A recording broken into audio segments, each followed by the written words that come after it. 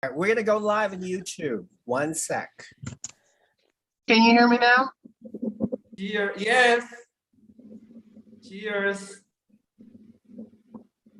I can hear everybody. Yay. All right, I look silly with a crown, so I'm gonna take off my crown.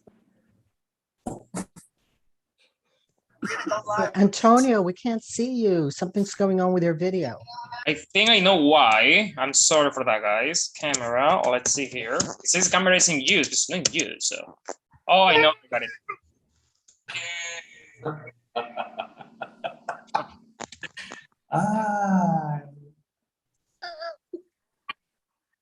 Okay, we're live on YouTube.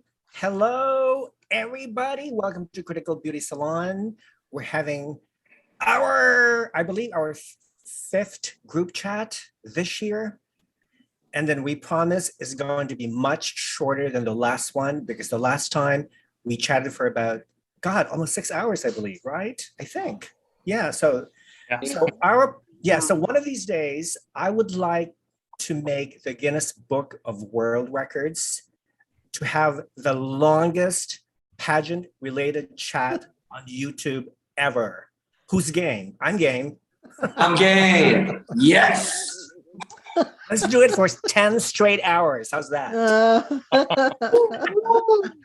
Wine and more wine. Yes, wine. Thank you. Me too. Yes. You know what I mean? Yeah. So this is awesome. How is everybody doing? Peter, darling, how are you, sweetie?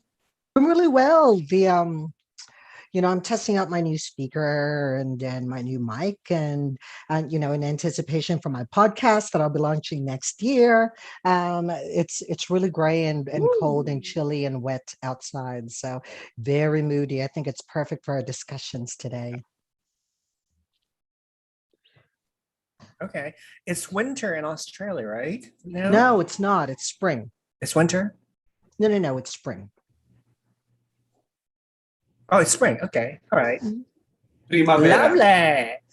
Mr. Phil, how are you doing? Oh, everything is doing great here in LA. Although it's cloudy outside with chance of rain, everything's fine. Okay. Everything's Good. fine. That's good to know. Fine. Okay. How are we doing? And Mr. Hector, how are we doing in Puerto Rico? I'm good. I'm so happy to see you guys again from the land of Puerto Rico. We have a lot to say tonight, and please, everybody, be ready for everything.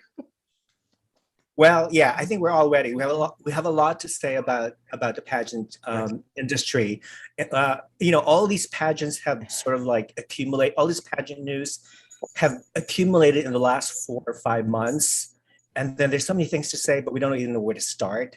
So I think this is the best opportunity to discuss all these things. Now, Hector, darling, could you do me a favor? Could you fix your camera, please? Because I can see a lot of space above your head. Lower. Now? Much better. Stop. Okay. Better. Thank you. Mr. Antonio, how are you doing? Hey, I'm doing great. Like Peter says, here in Victoria, Canada, it's also raining a lot. Let's see, very busy for work, but to be honest, kind of excited because, the pageant season is coming. So I'm looking forward for 2 very, very busy months. So I'm happy for that. That's wonderful. That's great. Peter, you're in mute. Yeah, because I didn't want any. Yeah, while everybody's talking, I put myself on mute just so that you can't hear anything else. Oh. Okay. So, well, where do we even start? Where do we even begin? Okay, well, of course, the big news is Miss Universe. There's so many things going on with Miss Universe. I'd like to know how you guys reacted the first time you heard that United Arab Emirates is going to participate for the first time in Miss Universe. first time I read about that on social media, I said to myself, no, this can't be true. There's no way in this world. This has to be a hoax. This is fake news. So I spent like hours and hours and hours searching for some reliable source, and finally, boom, a Miss Universe UAE Instagram account has been created by its national director. So, okay, fine. Now I believe it. There's going to be UAE competing in Miss Universe. Let's start with Hector, darling. What was your reaction? What was your impression the first time you heard it? Well, first, I don't have any issue with a first contestant from the Arab Emirates, whatever. But the only thing UAE. I don't like about this is because I just a few days ago received a message from supposed national directors that they are very angry with the Miss Universe organization because of the requirements of the candidates to compete in the pageant. For example, in this new franchise for Miss Universe, they allow every girl from every part of the world to compete in this pageant, and she can compete and she can win and she can go to Miss Universe. And this is so different when you see all the other franchise that if you want to compete in the pageant, you need to be live like 6 months and then to be a resident and then to be a passport, whatever. But my issue is why Miss Universe organization allow some requirements for this country and not for other countries. That's my only issue, because I don't have any issue with a contestant from another country competing in a pageant, because we saw Natalie Glegova, she was from Russia, and she won like Miss Canada. But this is like, if you want tomorrow, a lot of candidates can go to this country and compete in the pageant like this. I don't know. I'm lost in some way here in this last decision of Miss Universe. And this is nothing against the Filipinos, because I know they doing a good and an excellent job with the franchise, with the photos, with the clothes, with everything. But why? Because the difference in some, with them and the other franchise. Right. Okay, before we continue, just to let everybody know who is not familiar with this news, I just want to share this information that first came out announcing UAE competing in Miss Universe. Can everybody see it? Yes. Okay, so Miss Universe organization opens door to UAE. Filipinos lead team behind pageant.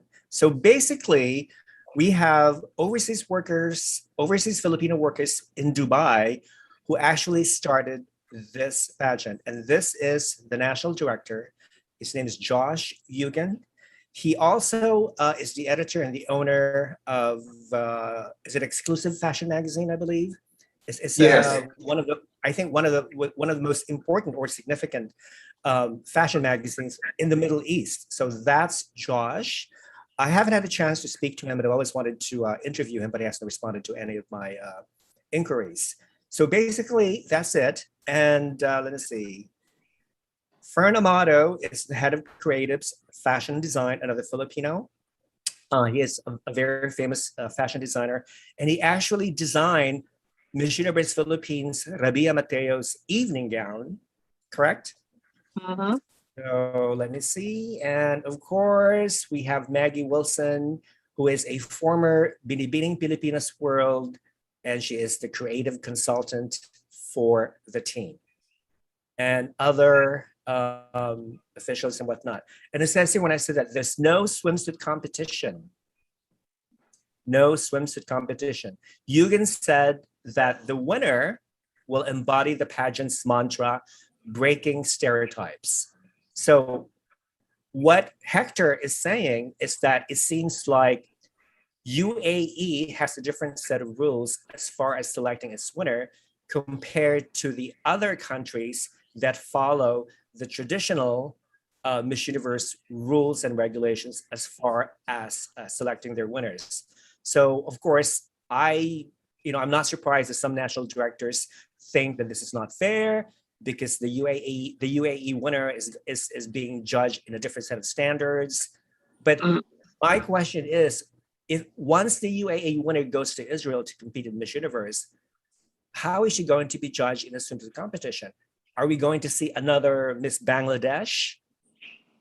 Remember in 2019, Bangladesh competed time, but as a religious Muslim, she didn't feel comfortable wearing a traditional swimsuit or a bikini, so therefore they allowed her to wear some sort of like athletic wear. So I don't know. What do you think, Phil? What do you think? Well, first of all, you threw all the gauntlet right there. Like, we went through the controversies first. Well, anyway, so when I first heard about Miss UAE, Miss Universe UAE, I was like, interesting. Because apart from Israel, like it's one of that region is represented by just how many countries, right? So it's exciting having this one of the most glam countries in the world, Dubai, the most glamorous city right now. So I'm like, let's see how it progressed. And then looking at the contestants, and I was like, oh my God, it's the clash of the goddesses. We were all treated by these beautiful, gorgeous girls. And somehow I'm still haven't updated myself on who's the top 30, but I'm excited. I'm all excited for it.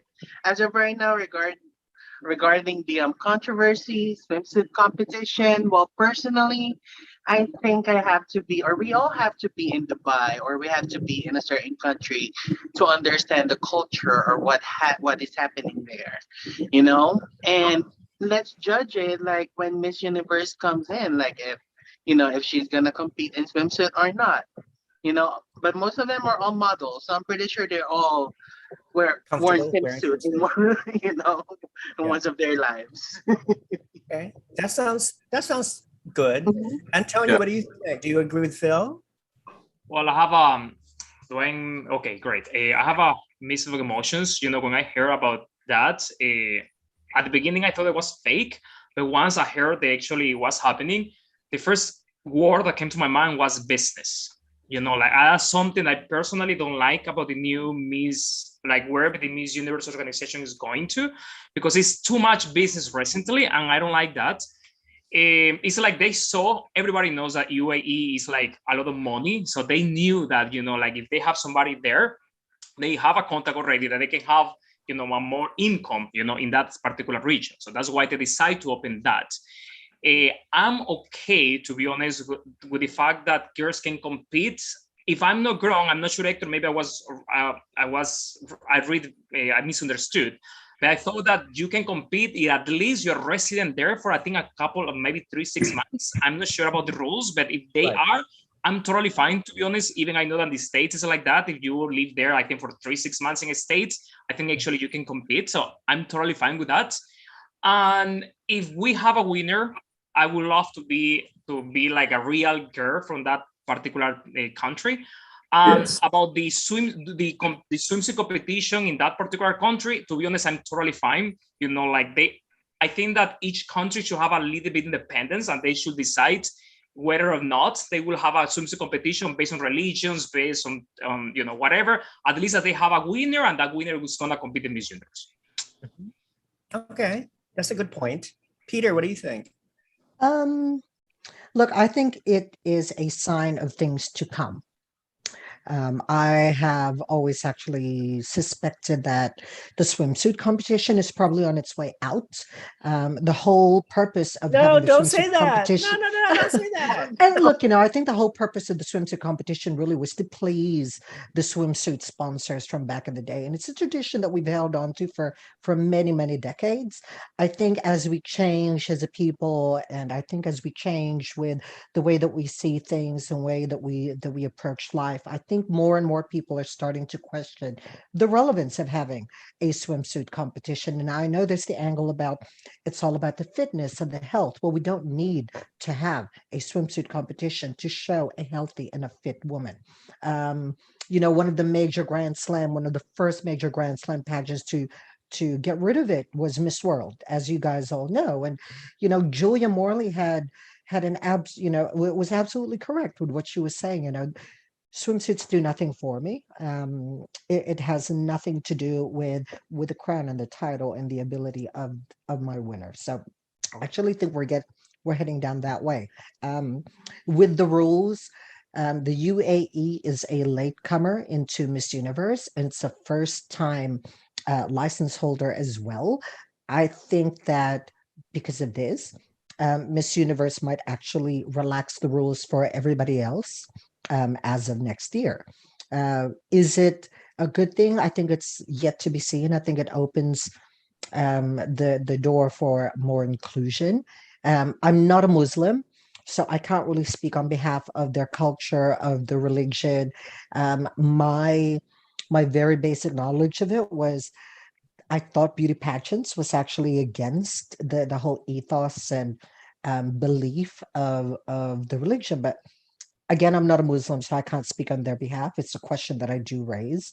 The other thing that I also believe is that the UAE, I have no doubt, will produce a quality representative to the competition. We can see that already in their photos. To have a Filipino cast of directors speaks volumes. I think it shows the passion, the influence of the Filipinos when it comes to pageants. Just alone in this live stream, there's 3 of us of Filipino background. So that says a lot. And to have the best of the best in the industry be actually Filipinos and lead I the think UAE. Hector's Filipino too by osmosis. Actually, correct. Based on the flag behind Hector, you are an honorary Filipino. I think it actually speaks a lot. So Antonio will be Filipino soon. I want a Filipino boyfriend. That's a scoop. Okay, that's another live stream, Hector. We got to talk. I do believe that we're going to have a quality contestant who may probably even make the semifinals, if not the finals, for this year. And I'm saying that before we even know who the UAE representative will be. And it'll be interesting to see what they do and how they accommodate that delegate when it comes to the swimsuit competition.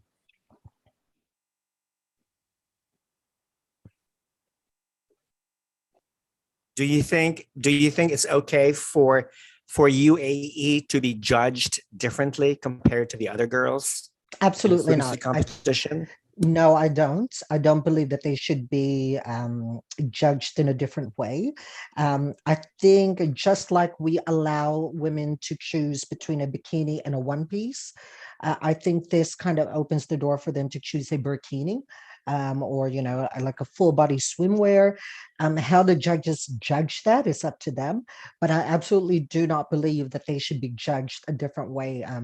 Everybody should be judged the same way, especially in a competition like this, until they change the rules, of course. Yeah, just to add some history regarding this debacle. In the early days of Miss World and Miss Universe, you had predominantly Muslim countries that competed in these pageants, and they wore swimsuits. Lebanon, Tunisia, Morocco, Iraq, and even Jordan at one point competed. Yes. And now you have Indonesia, Malaysia. I mean, they're all competing, in these pageants, and they don't mind wearing swimsuits at all. So I don't see the problem with it. I think for some, maybe it's not so much so it's religious as it is cultural, I believe. Correct.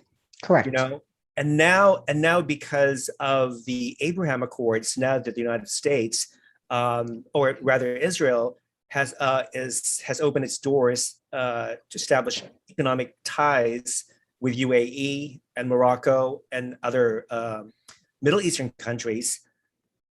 Miss Universe thinks, okay, well, this is an opportunity for us to make more money. Why don't we court these Middle Eastern / Muslim countries who are oil-rich countries? Let's entice them to join our pageant. Yeah. But we have to make some exceptions, so to speak. We just need the money, okay? We need your money. Give us $100,000 for a franchise fee, and we'll eliminate the swimsuit competition for your contestant. How's that? Agreed? Agreed. Simple as that. Okay. Now, besides UAE, there's another, of course. Morocco has not competed in Miss Universe since 1957. I'm just guessing. So it's exciting that this country, which is pretty modern compared to the other Muslim countries, returning to the pageant. So I'm really, really very happy with that news. Now let me see. Let me show you the Miss Universe Morocco Instagram account. Start. Un retour en grâce pour la compétition internationale Miss Universe. 75 participantes d'autres pays seront en compétition pour une seule, soit couronnées le 12 décembre 2021. De 18 à 28 ans, vous avez le rêve de devenir Miss Universe et être l'ambassadrice du Maroc à cet événement. Il suffit de remplir le formulaire dans le site. Les candidates seront jugées pour leur beauté, personnalité, compétences de vie. Dernier délai pour participer est le 31 octobre 2021. La gagnante du concours Miss Maroc sera annoncée le 7 novembre.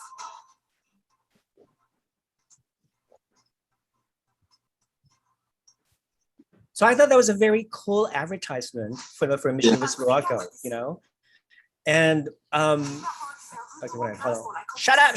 Hold on a second.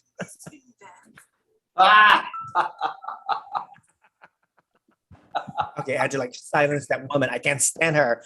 Anyway, so one thing is that French is the official language in Morocco because Morocco was a former French colony, and I'm glad to hear French again.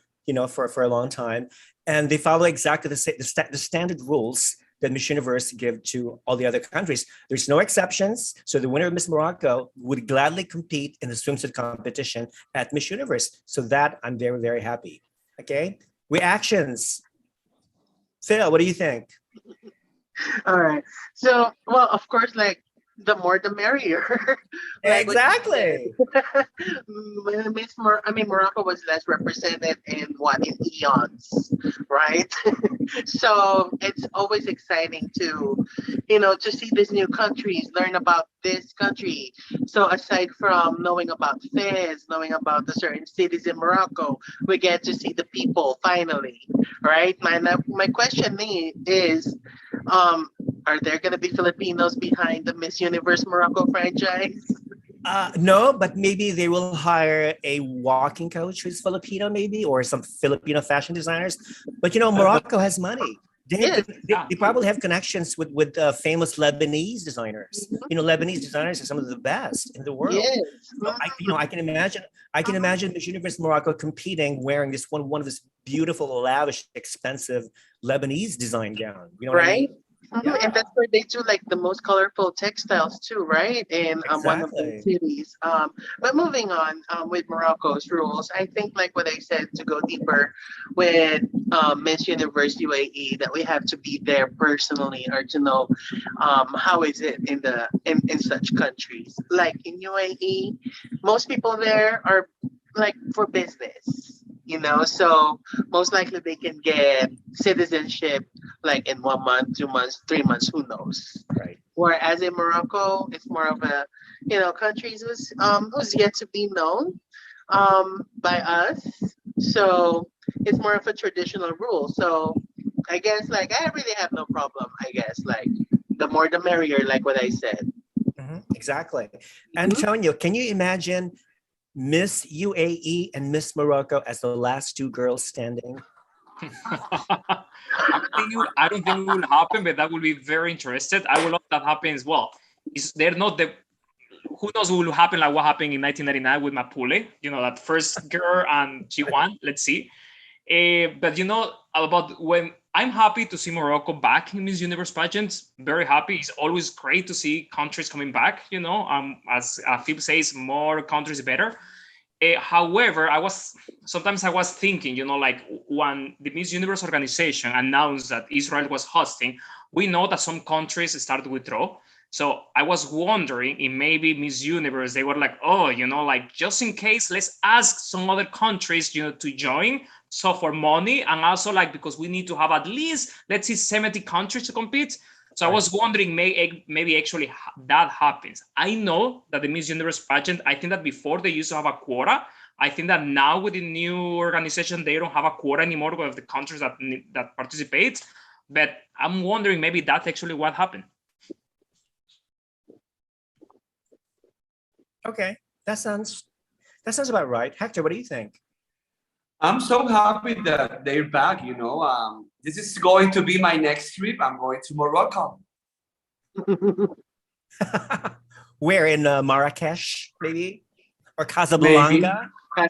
Casablanca, Marrakesh, and then jump to Spain, and then jump to Australia. I'm so happy I'm so happy, and this is a good news for Miss Universe, and this is a good news for pageantry.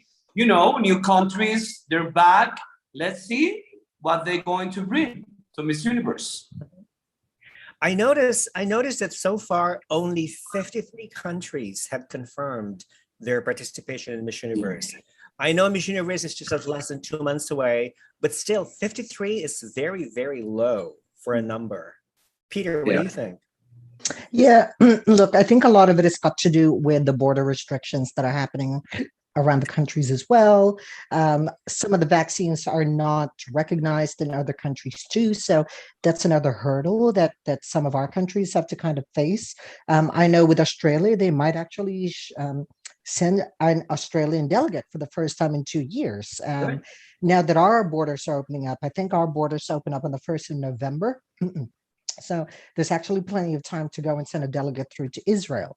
Now, in regards to Morocco joining, I will hold my excitement until I see the candidates that actually join. I think it's good to see more countries, but I'm really more about quality over quantity. So, you know, I'm excited to have a new country come back to the Miss Universe family, but I do hope that they choose some quality contestants. I would hate for them to be there as a filler. I love, you know, I love a good competition. So send the best, because it is one of the best competitions out there. And yeah, I just hope that they do consider that when they choose their delegates. Mm-hmm. Yeah, okay, that's a fair assessment. I mean, you're right. Like what Phil said, the more the merrier, I believe. You know, I mean, I think it's a very exciting time in Miss Universe history, because it's not only is it extending its brand in the Middle East, but it's also sort of like evolving into a pageant. I mean, to me personally, I really don't feel comfortable with some of these changes, because I'm so old school Miss Universe fan, you know. But then again, that doesn't mean, you know, yeah, it doesn't mean that I'm closed-minded. You know, if everybody likes all these changes, that I guess it's just I just have to go with the flow, you know. So just like the rest of the world. So that's, you know, it's Rafa. I think it's you know, remember that time when, you know, we had the golden age of pageants for Miss Universe, and then Trump came on board. Everyone was like, oh no, this is the demise of Miss Universe. And, you know, it was probably another golden age of Miss Universe. You know, I kind of look back at it and think, damn, I wish Trump was back. And what is going on with this IMG thing? And, you know, we kind of just have to be open to these changes, kind of go with it and see how it, you know, how it feels like for a few years, give it a bit of a chance, and then we can kind of look back. I think that's the benefit of hindsight.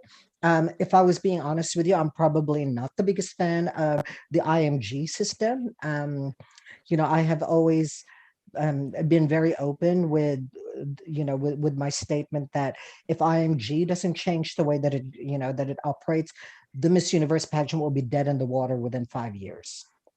I agree. Totally agree. Me too. We'll take over. Antonio, you're mute. I just want to say that I totally agree with Peter. Okay. And I would like to thank former President Donald Trump for making this possible, because had it not been for the Abraham Accords, UAE and Israel would have never had any business type of relationship whatsoever. So thank you, Mr. Trump. We need to see Melania back again, please. Melania, we Bring back love Melania. you. You are my Miss Universe. Okay, moving on. Okay, well, actually, before I move on to this next topic related to Miss Universe, are you guys ready to reveal your early top 5 favorites for Miss Universe 2021? Yes. Are you ready? Oh my God. Ready. Mhm. Who wants to start? Okay, Hector, let's start with you. Okay, wait. I have my list here. I have my list. Oh my God. Oh, what is my list? Miss Universe. Okay. List. Okay, yes. I like Colombia. Yeah, baby. Honestly, I like Costa Rica. She Really? looks like a Sophia Loren Yes. in their 20s, or something like that. I like Puerto Rico, our first Black winner. She's not Black. He's not Black. Well, for Puerto Ricans, she's Black. Okay, this is another topic, okay? This is another topic, okay? Maybe are not my big favorites, but they are girls that I captured my attention. I love Ghana. I know her. She was second runner-up in Miss Intercontinental. Yeah, she's beautiful. And I say to her from the first time I saw her, you need to compete in Miss Universe because you are Miss Universe material. And she's going to Miss Universe next December. Also, I like India, I like Vietnam, I like Mexico, Namibia, I like Bolivia, and of course, I like Paraguay.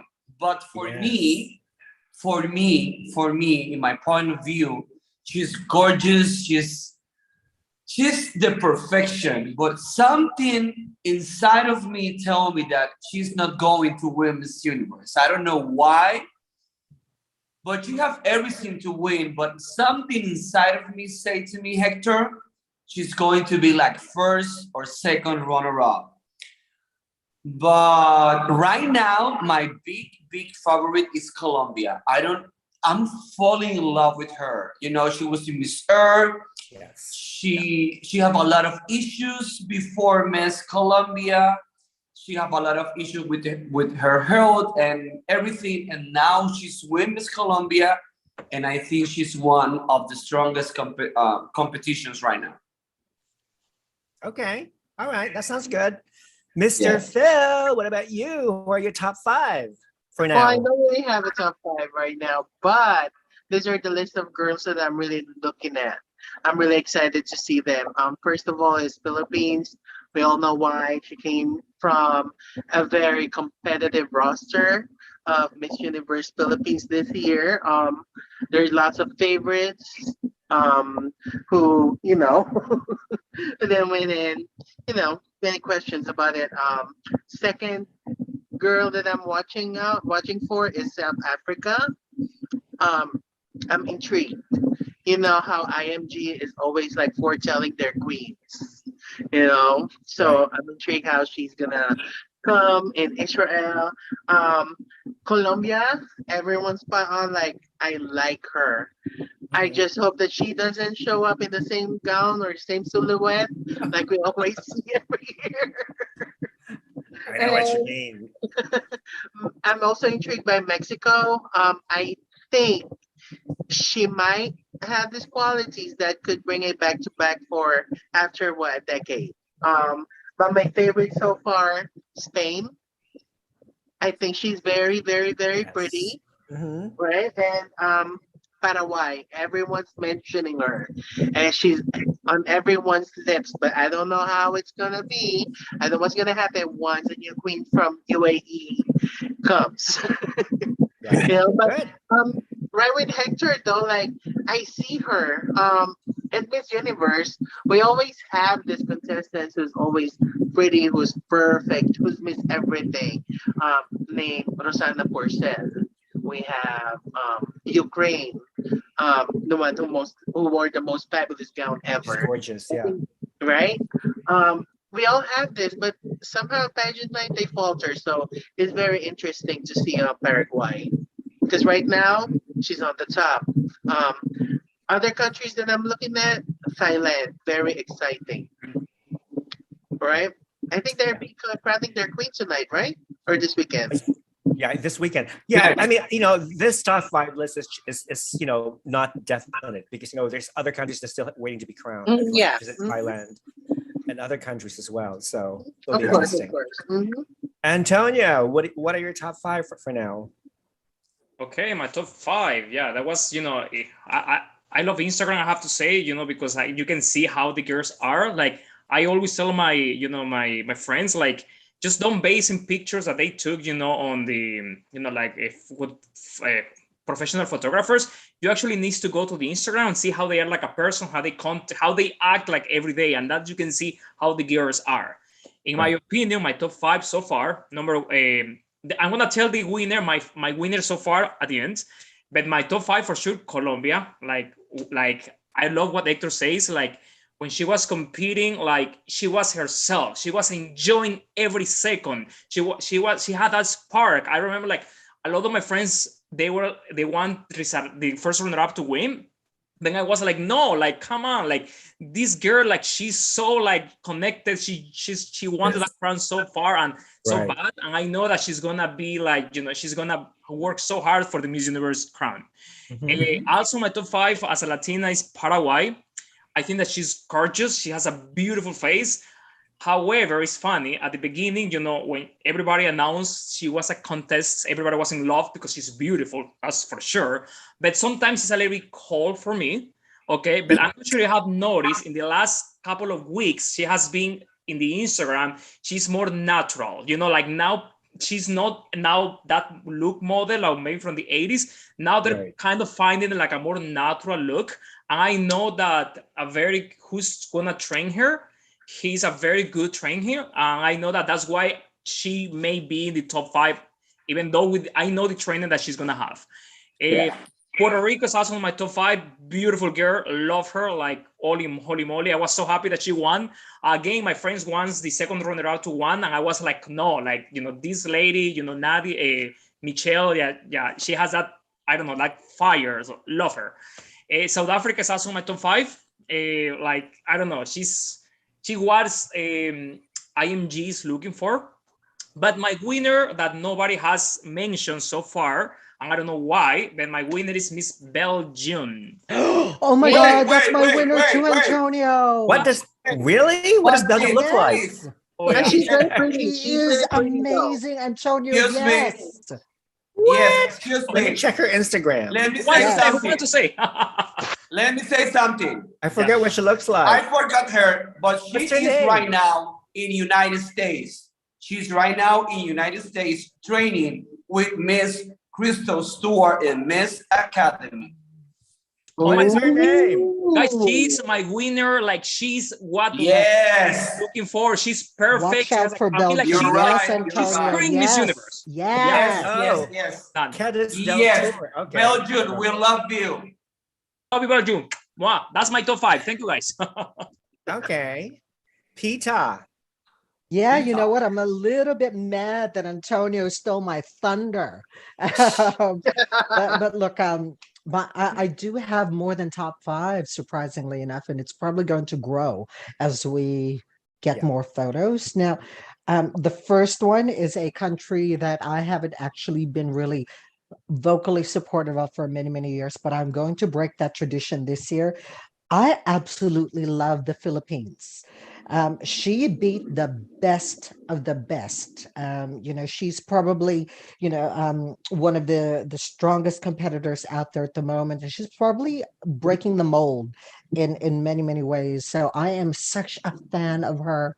I just hope that they don't overcook her by the time she gets to the competition.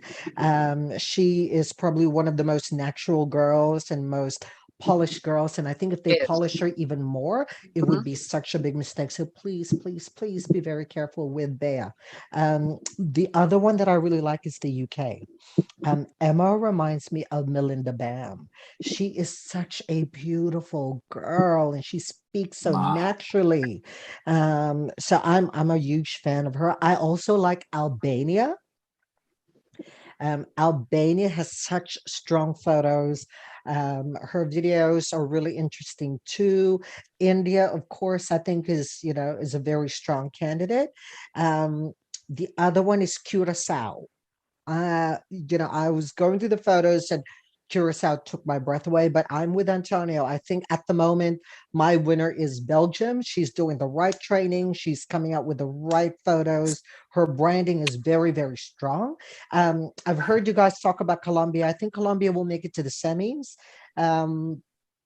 Is she what IMG is looking for? Is she relatable? I'm not quite sure. I know the Latin American countries and Latin American markets will absolutely love her, so she'll probably make the finals.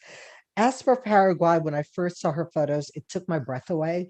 The more I watched her branding and the more videos that I saw, it just left me cold. It's kind of like there was just no, how do I say this without offending people? No spark, no. No, it's more like she's the TikTok generation. Like That's she's just there. that's the best way that I could actually Well, sometimes Yeah, she th- does there's look no like a TikTok substance. caricature. Yeah. Yes. yeah, it's a TikTok caricature. There's just Yeah. zero substance in her branding. What do you stand for? And I see these, photos of her getting these humanitarian awards and all of that. Well, I don't see that in any of her branding. And all I see is her trying to look pretty in front of the camera, and she's like, yeah, I'm pretty, I'm beautiful, look at me. And she's doing all these like stupid dances that nobody really gives a shit about. And that's what she's pushing through as her global brand. So I really question the director's directive when it comes to the branding. And look, maybe it does attract that generation, and maybe it is there to, capture more of the younger market. But again, I bring this back to IMG. Exactly what winner are you looking for? What winner are you going to pick, and what are they going to be standing for? So definitely not the kind of winner that I grew up with, and not the winner that I'm used to. Yeah, it's very TikTok-y, and that is such a TikTok turnoff. Yeah. Maybe they should invent. Can I a say new something? Maybe they should invent a new category, Miss TikTok Award. TikTok. I'm sure Paraguay will win, hands down. Well, don't they have Miss Lazada in the Philippines? That's right, Miss Lazada. Yeah, that's right. There you go. Hector, darling, what did you want to say? I just want to say, in the way that Peter said that before she decided to compete in Miss Paraguay, before she decided that I want to be in Miss Paraguay, because everybody understand what I'm saying right now, because if she's going to Miss Universe, it's because I'm sorry what I'm going to say right now, but excuse me, she's going to Miss Universe because she's paid everything. This is not a top secret. But before she was Miss Universe Paraguay, she don't have any humanitarian work. She don't have any purpose or something that relevant that you see in a Miss Universe. What only you see before was a beautiful and gorgeous model. And now she's doing a lot of things, of course, because she is with the hand with one of the most important beauty pageant trainers, Alexander Gonzalez, that he's a gentleman, he's a good pageant coach. But, if you want to be a beauty queen, you need to have a history, you need to have a path, you need to have something to bring to the table. And before she was Miss Universe, she was only a model. That's it. But I just have something to say about it. But isn't it like before? Isn't it the case with Zuleika Rivera? You know, like we saw that she really she was just there like to have fun. Like during Miss Universe, she came in there, like no substance like before. Like we weren't looking for Miss Universe No. in that humanitarian No. thing. Let me explain something, darling. Let I'm me just explain saying. something, darling. I don't like this kind of things, but Suleika, before she was Miss Universe Puerto Rico, she was the first runner-up on Miss Teen Puerto Rico, one of the most important teen pageants in Puerto Rico. When she didn't win this pageant, she started doing something with her life. And she said from this moment, I'm going to be Miss Universe no matter what. And from this moment, she started helping her community in Salinas, Puerto Rico, and she was doing a lot of job in her community. And then she won Miss Puerto Rico, and then she won Miss Universe. I know that a lot of people at this time don't understand why she won Miss Universe, because never expect that she's going to won Miss Universe. But before she won Miss Universe, she was doing a lot of job in Puerto Rico. And also, I think on top of that as well. Sorry, she was Antonio, 18. go ahead. She was 18 years old when she won. Right. Like she was, just finished high school and compete. So, like 18 years old, like she was doing a lot for a girl with 18 years old. So I think if we No, go I back guess as like, well to when Zuleika won, social media was a different world back then as well. There was no social the media back girls, then. yeah, There was no the social girls media. didn't have the same kind of exposure, and they were not as accessible. So all these things is just coming to light of past beauty queens now, but the ones who are competing now, they are so accessible. You see everything that they're doing. They're even live streaming themselves while they're eating. Hello, Antonia. So everybody knows that. If anything, the competition is probably harder now because people are kind of posting their stuff and justifying why they're there and justifying their relevance. So I do get the whole Zuleika thing. Some of us who probably don't know the backstory are thinking, oh, how did she get it? She's amazing, she's beautiful, but does she have a backstory? Does she have substance? Now, we don't have the luxury of social media back then. We do now. So I think so just going back to Paraguay, her social media and her branding is just highly questionable. If she's now putting the humanitarian stuff in now, Yes. we've already seen the body of her work before all of this came through, and it's just vapid. I'm hoping she proves me wrong, but she, other than her beautiful face, she leaves me cold. She'll probably make the semis because IMG will probably want to sign her up in their books anyway. She's frozen. She's Well, like maybe Elsa. She's frozen. Like well, maybe this is what the plan is, to make us all talk about her. Probably. yes. She's probably watching. She's probably watching tonight. Hi, Miss Paraguay. She's gorgeous. How are you? I'm sorry for the word, but she's gorgeous. She have everything, but something that I don't know. Everybody feel the same. Something that not connect with the people. Something that I don't know. Maybe we all run, But let's see what happens. Well, maybe like what I'm trying to say is maybe that's where the direction is headed to. Like we don't know basically what direction IMG is headed to. Maybe they wanted a queen who could relate to the younger generation, and we're like all the Lupita Jones of pageantry. We're all past our primes. That's true. Now maybe she's going to do a photo shoot right now with all eyes and cold, and like. Let's do it, Paraguay. Okay, my turn. Stop, people. Shut up. My turn. My top 5 starting with Spain. The first time I saw her, I said to myself, definite top 5. Right? Spain has not been in the top 5 for so long. This is her year. Mm-hmm. India will return to the top 5. This young lady is eloquent, facially beautiful. I think to me personally, she's more facially beautiful than Paraguay, to be honest. Something about, Indian beauty queens, there's something about Indian beauty queens, about their aura. Every time they speak, they always speak from the heart. And I also like the way that they're able to modulate their voice, the tone of their voice, their inflection. I mean, to me, all that is very, very attractive. So India will be back in the top 5. Nobody has mentioned Venezuela. I'm surprised. Venezuela, I think, have you guys seen her latest transformation? Luisette Materan, she is the bomb. She is a bomb. She's vavavoom beauty. I think it's Typical because it's a Venezuelan given, beauty. Rafa. But she's amazing. She will be back on the list. Honestly, I think this year the top 2 are going to be Colombia and Venezuela. Mark my words.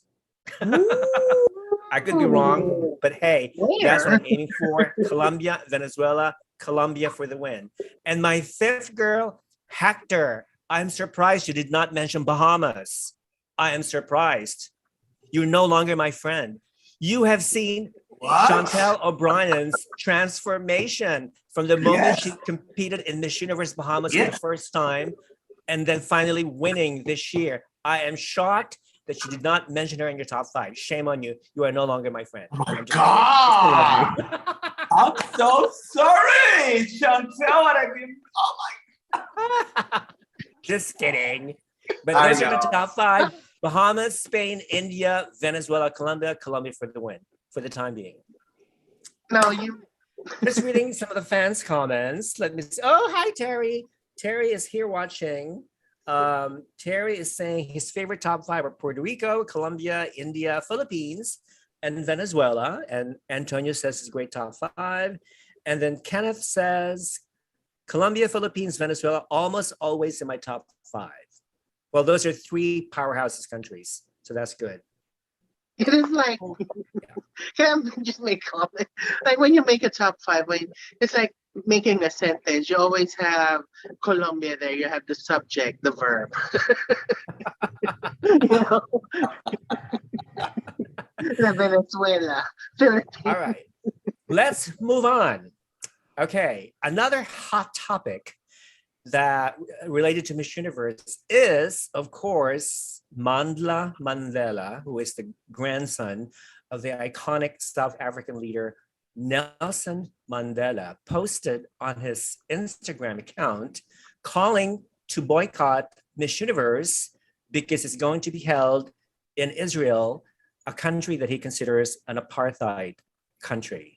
So let us review what he wrote, and I posted this on my Instagram account, and I want everybody. And of course, once he posted that note on his Instagram, former Miss Iraq Sarah Idan scolded him via her Twitter account. She made a video condemning Mandla Mandela's false accusation that Israel is an apartheid country. So let me get hold of that screen. Everybody can see. So on a video posted on her Twitter account 2 days ago, former Miss Iraq Sarah Idan slammed Mandla Mandela, grandson of icon Nelson Mandela, after he called on South Africa to boycott and withdraw all support for Miss Universe pageant in apartheid Israel. So this is the new Miss South Africa, and this is the beginning of Mandla Mandela's comment on his Instagram. And it says, we, however, learned with shock that the Miss Universe event is to be held in apartheid Israel later this year, blah, blah, blah, blah, blah, blah, blah, blah, blah. We call on South Africa and the nation as a whole to boycott and withdraw all support for the Miss Universe pageant in apartheid Israel, so forth and so on. And then he went on. And then I included a piece from a different perspective by an author by the name of Mark Friedman, who says, nope, Israel is not an apartheid state. Explanation. There you go. National flags of Israel and Morocco are projected on the walls of the old city of Jerusalem. This is a tangible evidence that Israel is not an apartheid country. And here's another one. To suggest that Israel, which welcomes Arab political participation as an apartheid state, is contradictory to the practice of apartheid as we witness in its cruel, racist, and inhumane form in South Africa from the 1950s to the 1990s. Correct. This is the Twitter message of former Miss Iraq, and let's listen to her video. This is a message to Mandla Mandela, who demanded from the South Africa organization to boycott Israel and not extend their representative. Miss Universe's pageant, which will be held in Paris. All I can say is, how dare you? How dare you as a man try to tell grown people or women empowerment what to do?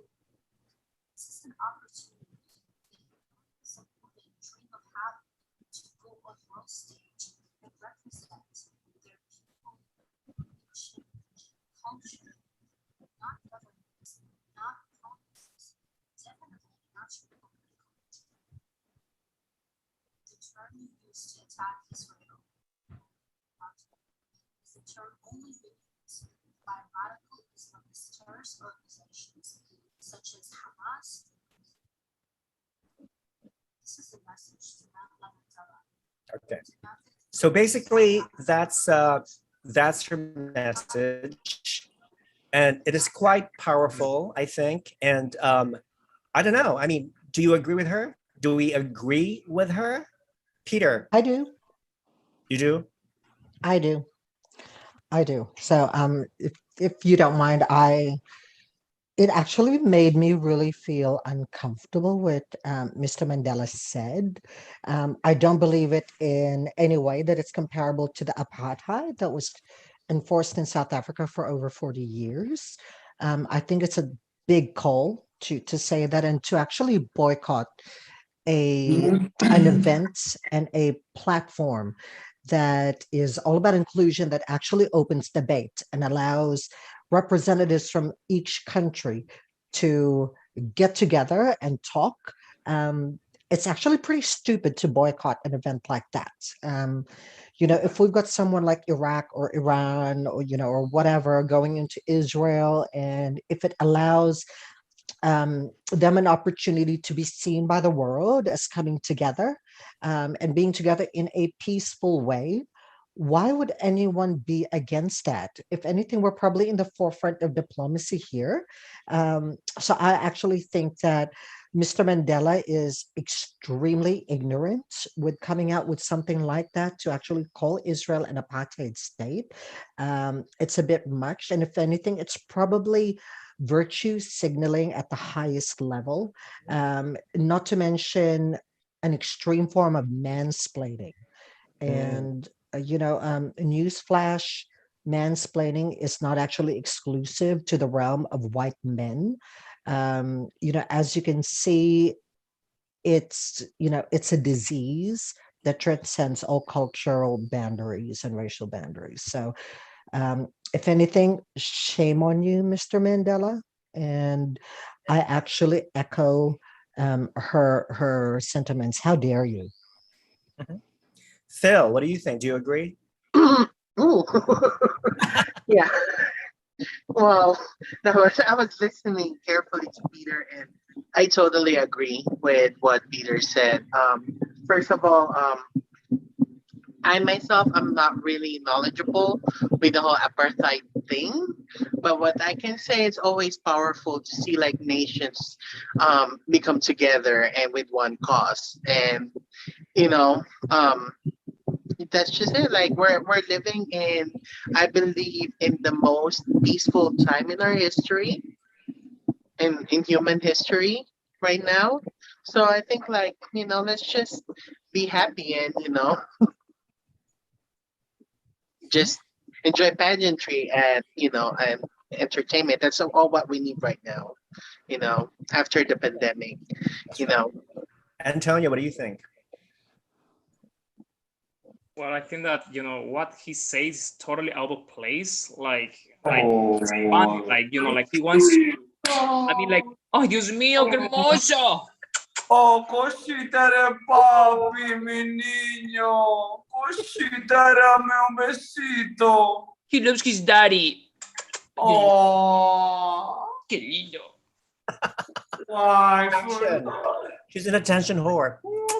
I love it. Ay, Dios All right, mío, you got your 15 seconds to fade. Now go back to your so cute. crib. So good. Sorry, what was I saying? So Sorry. just to let you know, beautiful dog. before I lose track, I love dogs, and that was a beautiful 15 seconds.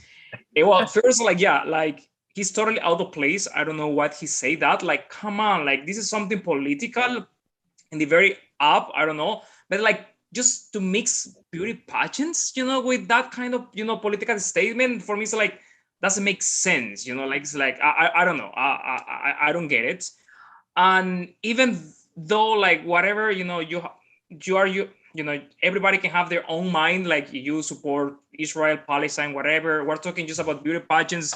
Like I love what Miss Iraq says, the girls are getting together, to express, to be, to empower each other. Is about Miss Universe pageant. It's not about whatever is happening, between Israel and Palestine. So it's like it was a totally out of place comment in my opinion.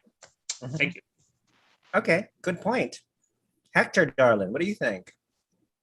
Okay, first, I'm agree with everything you say before, okay? I'm totally 100% agree. But my question to Mr. Mandela is this one. Why you don't boycott Miss World that in this moment, my government, my country give to the Miss World organization $7 million in a moment that my island, my country suffers for a death, for a pandemic. And the most important thing is, Mr. Mandela, that we don't have a decent hospital in the island of Vieques.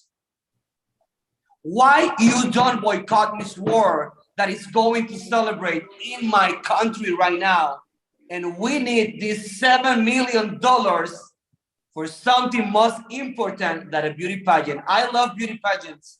I love whatever is beauty pageant. But you need to read first. You need to learn first what is pageantry about. Because if you go into boycott, maybe you need to boycott every pageant in the world, Why you don't come to Puerto Rico and see what is the Puerto Rican suffers right now, and maybe you get something from the $7 million that the Miss World organization is going to receive for the government of Puerto Rico. Thank you. Oh, but Hector, tell us how you really feel. I feel good. I feel relaxed. Okay, all I have to say is that I am just sick and tired of all these countries who keep boycotting Israel and divesting, Israel, but yet they continue to use products, technology, medicine produced, designed, and made in Israel. There isn't any more hypocritical than that. Can you imagine all these countries boycotting Israel and continue to use Israeli-made products? Where is the outrage from these countries about China? Why didn't these countries call to boycott China? Why are these countries not condemning China for the way they are mistreating the Muslim minority group called the Uyghurs? They put them in concentration camps. Where are the Muslim countries not condemning China for this horrible treatment of the Muslim minorities in China? Why always Israel? Because you know what? Israel is small, and they feel that ganging up on Israel is an act of bravery and courage. But yet, they don't have the guts to even condemn and criticize China, who, by the way, is responsible for releasing the deadly Wuhan virus that paralyzed the entire world. Thank you. Well, that is why we just enjoy pageants like how it's supposed to be. You know, we all know that pageants is Phil. political. I know I'm gonna get a lot of flack from that, but you know what? Who cares? So Here. let's just enjoy. Oh, You tell the Rafa. truth, Let's darling. heels. Let's enjoy those sashes. You know, those hairs. You know, like we got no time for political. Things like that. Okay, now I'd like to take like a 5-minute break because I need to go to the bathroom. So let's take a 5-minute break, and then Okay, good. when we get back, we're gonna continue with another controversy regarding feminists attacking Miss France. All right, so critical beauty viewers, stay tuned. Don't go away. We will be right back.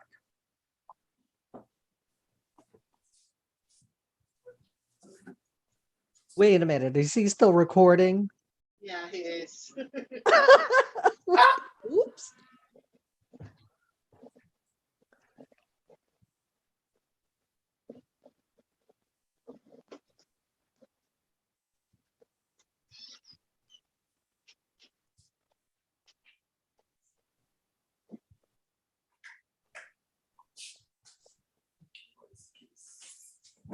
I'm going to buy more wine.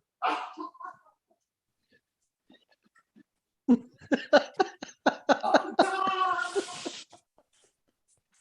need wine. I need wine. I need more wine.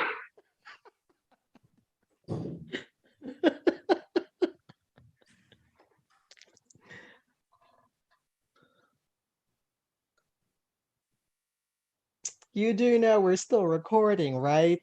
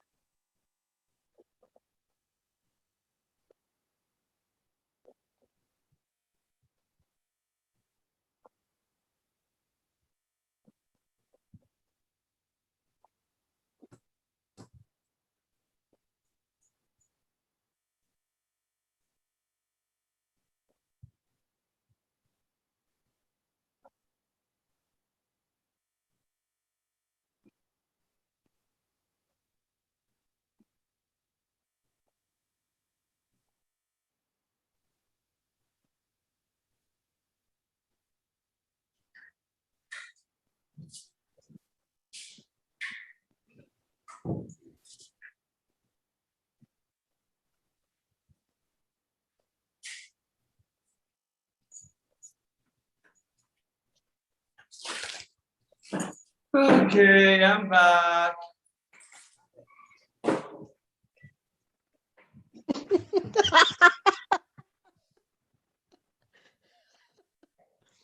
With wine. Yes. Yes. This is a Saturday wine shot for me. I really need it. I feel so much better. Okay.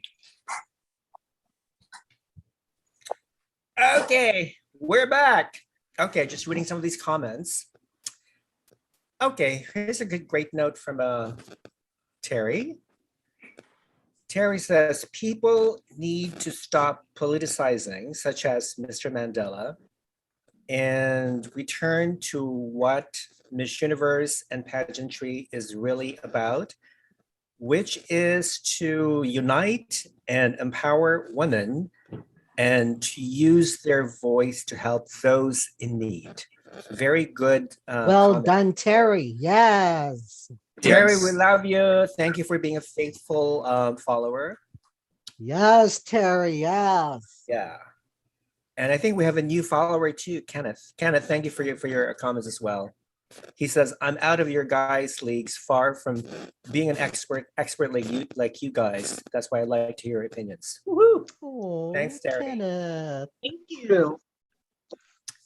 Okay, moving on. Where's Antonio? What happened to him? Has he been kidnapped? Antonio. Has he been kidnapped by Nova Stevens' team? Oh my God. Ah. Oh, that was a joke, people. Oh, Rafa. Take a joke. Oh my Noah. God. Are we starting political again? Let me just check my email just in case I got any hate email. Let me check. La la la la. I'm having my dinner. It's 7:20 p.m. here in Victoria. Just Okay. No hate email so far. That's good. Next topic related to Miss Universe. Miss France pageant faces lawsuit requiring all contestants to be at least 5 feet 5 inches tall, unmarried, and child free. Now, what in heaven's name do these feminists want? I just don't get it. Crazy. You think? They're more than crazy. Look at these babes. Aren't they gorgeous? Yes. So Miss France, the country's 101-year-old beauty pageant, is being sued by a feminist activist group and 3 unsuccessful applicants over alleged discriminatory entry requirements. An appeal has been filed against the pageant's parent company, Endemol Production, by Oser le Féminisme, Dare to be Feminist, who in a news statement issued on Tuesday said Miss France contestants perform a work service and therefore should be protected from prejudice under French employment law. Discrimination against employees on the basis of gender, sexual orientation, family situation, or genetic characteristics is considered unlawful in France. A 2021 application form for the national beauty pageant revealed candidates would not be considered if they were not at least 5'5" or if they had ever been married or had children. Further disqualifiers for potential contestants include wearing weaves or hair extensions, having tattoos, and smoking. Oh. The application also asks for clothing size, and it requests that prospective beauty queens do not undergo any major physical changes after they are accepted into the competition. Failing to comply could land the contestant with a €5,000 or $5,822 fine, according to the terms. I didn't know that at all. I did not have any clue whatsoever, etc. While the mission statement of the competition is to find, quote, the young woman most representative of beauty and elegance, the strict registration requirements mean contenders for the crown are somewhat limited. Quote, beyond exploiting women for economic gain, this contest, through the violations of the law of which it is guilty, has a negative and retrograde impact on the whole of society, wrote Aussi le Féminisme in its new statement. It is high time Endemol Production finally removes all sexist clauses from the regulations, etc. All right, so this is very interesting, and it's also one of the hottest topics in pageantry at this moment. What does everybody think? Does everybody agree with this feminist group? Hector, you're dying to say something. What do you think? Honestly, Miss France is a private organization, it's a private business, and they're going to decide whatever they want, okay? But in the terms of some requirements right now, I'm like, what? Because in the last Miss Universe, we saw a Miss Australia Universe from 5'3" to make the semifinalists, Why the contestants that wants to be Miss France don't want to be less than 5'5", This is something that for me is very stupid because height is not important right now. More important are, another things. But I don't know, I think Miss Universe organization needs to bring to the table the right laws and the right requirements to be in Miss Universe, And maybe Miss France can change some of the requirements that they have that honestly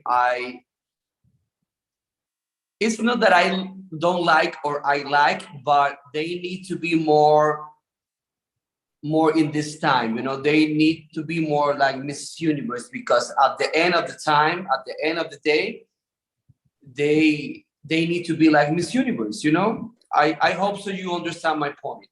Can I interject?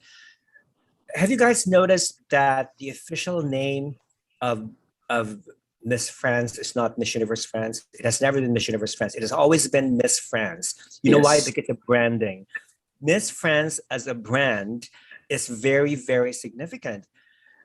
When they select a Miss France represents the French people, not the universe.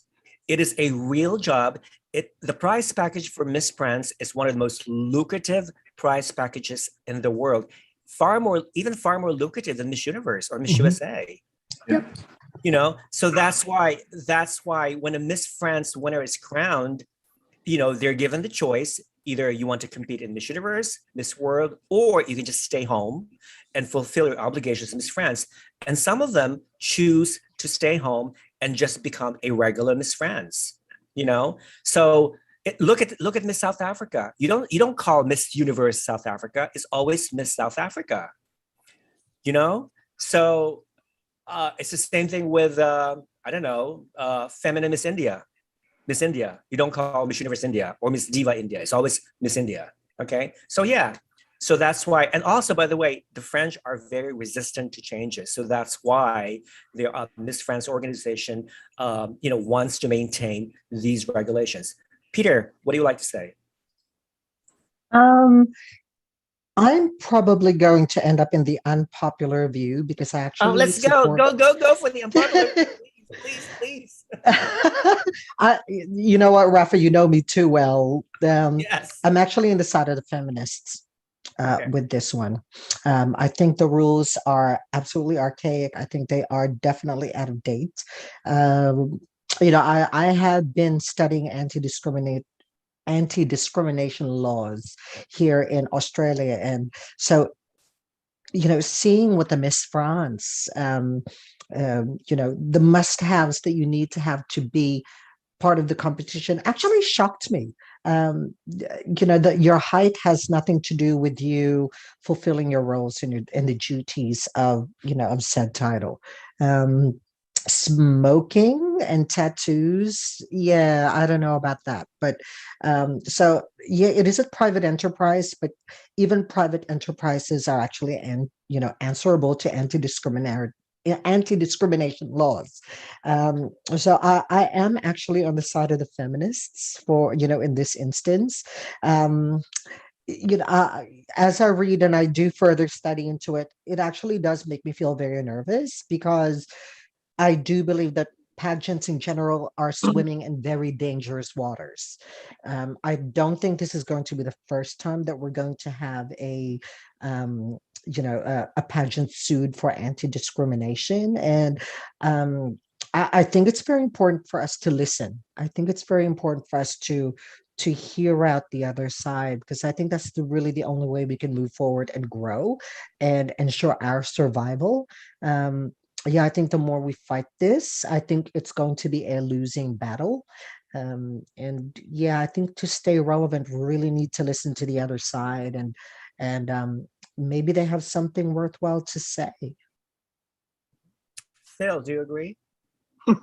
Well, let me tell you this. When we first talked about this over the chat, at first, my reaction was like, why are they doing a beauty contest? Like that has standards. So I was just like, they're like researched on it, and now to a point, whereas I realized that being Miss France is not just a beauty pageant. It is a job where you hire a Miss France to do certain responsibilities. And that's where the feminist, for me, has a legal standpoint, because you're hiring someone. So when you're hiring someone, basically you're discriminating someone. Correct. You're alienating a certain, how do I say it? Certain part or certain group, So Yeah. I totally get it, and I totally agree with Peter on this. And I don't think that Peter is on the unpopular side, because in a changing world right now, we really need to educate ourselves. And that starts by, knowing listening to other people too. Because for you like to be successful these days, you really have to listen to to all opinions. Okay. That just makes 2 cents. Okay, Antonio, what do you think? Well, wow, I have a lot of opinions about that, but Can you imagine Miss Venezuela limiting its height requirement to 5'8" or that's 5'7"? I think right now it's 5'7" is the minimum height requirement. But that's something I think about cultural that I think that is happening very slow, especially in Latin America, but it's changing in a slow pace, but it will change. It's fun. I can tell you, having living in Canada for the last 6 years, I have a new mindset. So right now, I really think that all these rules, first, Miss France rules are like extremely barbaric, but also Miss Universe rules are very old-fashioned. In my opinion, now beauty pageants are much far from let's see a girl like how they look. It's more about how they are in all the sense, like very far even for the look, believe it or not. So for me, those rules that you have to have a specific height, that you have to be married, they have to be updated. At the end of the day, I think that it's more about empowering women right now. Like every girl has the right, even if she's like 5'1", she can compete. It's the organization, if they want the winner to represent their country, like as the queen of their country, or maybe like to represent in an international pageant. But I think that every girl has the right to compete, and we don't have to have rules. And at the end of the day, it's our organization who decides what they want to crown. But every girl should have the right to compete, in my opinion. Sorry. Okay, so basically all 4 of you agree with the feminists, right? I do. Yeah, I do. I think it's Still more of a be- blessing thing. still be- If Miss France would just do a Miss France Universe, then they can impose the height. Because I do think that the height, some of the rules are imposed by the organizations like Miss World or Miss Universe. It's not Miss France's fault that, sometimes you have to be 5'5" if Miss Universe wants a 5'5" contestant. That's just my opinion. Okay, so here's 2 things. The demands that these feminists want from Miss France actually can be easily satisfied by joining a new pageant called Universal Woman, which is scheduled to take place in Dubai sometime in March 2022. When you study the criteria for this new pageant, the age range is from 25 to 40 years old. You can be married, you can have children, you can be single and be a mother and have kids. There's no height requirement. How do I know? Because I spoke directly with the national director. She told me, what they require from each contestant. So yeah, so my problem is that if every pageant in the world appease or yield to all the demands made by these feminists, then every pageant will look the same. There's no more distinction. You cannot distinguish. Realistically speaking, though, Rafa, all pageants look the same at the moment anyway. Yeah, realistically. Right. We all look the we all same have at the moment anyway. We Fine. all have swimsuits. Yeah. But so, it's for someone who doesn't know pageants, they wouldn't be able to tell the difference between universe and grand, earth and world. It's, to the general population who don't Right. know pageants, we all Well, look the same anyway. but- I think I can speak on behalf of maybe even Australia, who's probably at the forefront of this. I think times are definitely changing. So the demise of the whole Miss Australia system happened in in the late 80s and 89 and 90, when they did succumb to the demands of feminists and people wanting change. So they've opened the competition to everybody. We even had men competing for the Miss Australia title. And 1989 was pretty much the last time it was ever televised, because back then people just weren't interested in that change, even though we were ahead of it. But if we were to put that now, I think it would be a completely different story. I think we're as a civilization, I think we are more educated. I think we've opened our eyes to different things. So I think times are definitely changing. And yes, believe it or not, I am also a traditionalist in very many, in a lot of sense. But like I said before, we need to kind of listen, to ensure our survival. But going back to what Hector said, that Miss France is a private organization that can make its own rules. If I were to own a pageant, if I were to create a pageant, establish my own rules, I wouldn't want any of my applicants to have tattoos. I wouldn't want any of them to have visible, marks on their arms, on their legs. I mean, when I see a beautiful girl wearing a beautiful gown, but yet this beautiful look is damaged by one ugly, horrible tattoo, I'm just automatically turned off. And you can't blame Miss France, because some of Miss France sponsors are modeling agencies who happen to prefer girls with no tattoos, girls who are over 5'5", girls who are slender and svelte, and girls who basically typify the traditional French archetype of beauty. I think this is why I think pageantry. That's why again, privacy versus public. Right. I think pageantry and the modeling industries are always going to be very problematic in that sense, because I think if you are, there are certain things where your job actually does mean you can't have these things physically. And, if they have a certain look that they're trying to promote branding wise, and a tattoo gets in the way, if it is a hindrance for what they're trying to do, then absolutely. I think it's a very difficult thing to also prove discrimination unless it's a direct and obvious thing. So it's going to be very interesting to see where this goes and how this pans out, because like I said to you before, it's such a difficult thing to prove that you have been a victim of discrimination. Mm-hmm. I have a question for all of you guys, but that's something that is funny, because when I talk to my husband, and it's true, like I don't like, now my mindset changed, but now, for example, like I don't like just to think that when there's the Miss Universe pageant, that we judge the girls because of their look. I know that it's a beauty pageant, but I think we're already involved about that. And I'm not sure about you guys.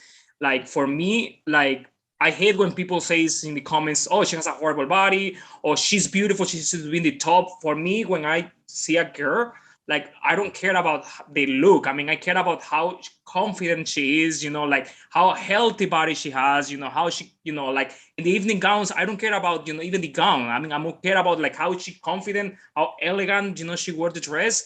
And I think that that's why we need to switch everybody the mindset, because at the end of the day, that's what is happening in the world. That's why a lot of people they don't care about pageants, because they see it like, how can you see, you know, how can you judge a girl, you know, on the look? So if we really want beauty pageant to survive, we all need to have to change our mindset. And it's not more about look, it's more about personality, it's more about confidence. That's what now beauty pageants are like right now. Yeah.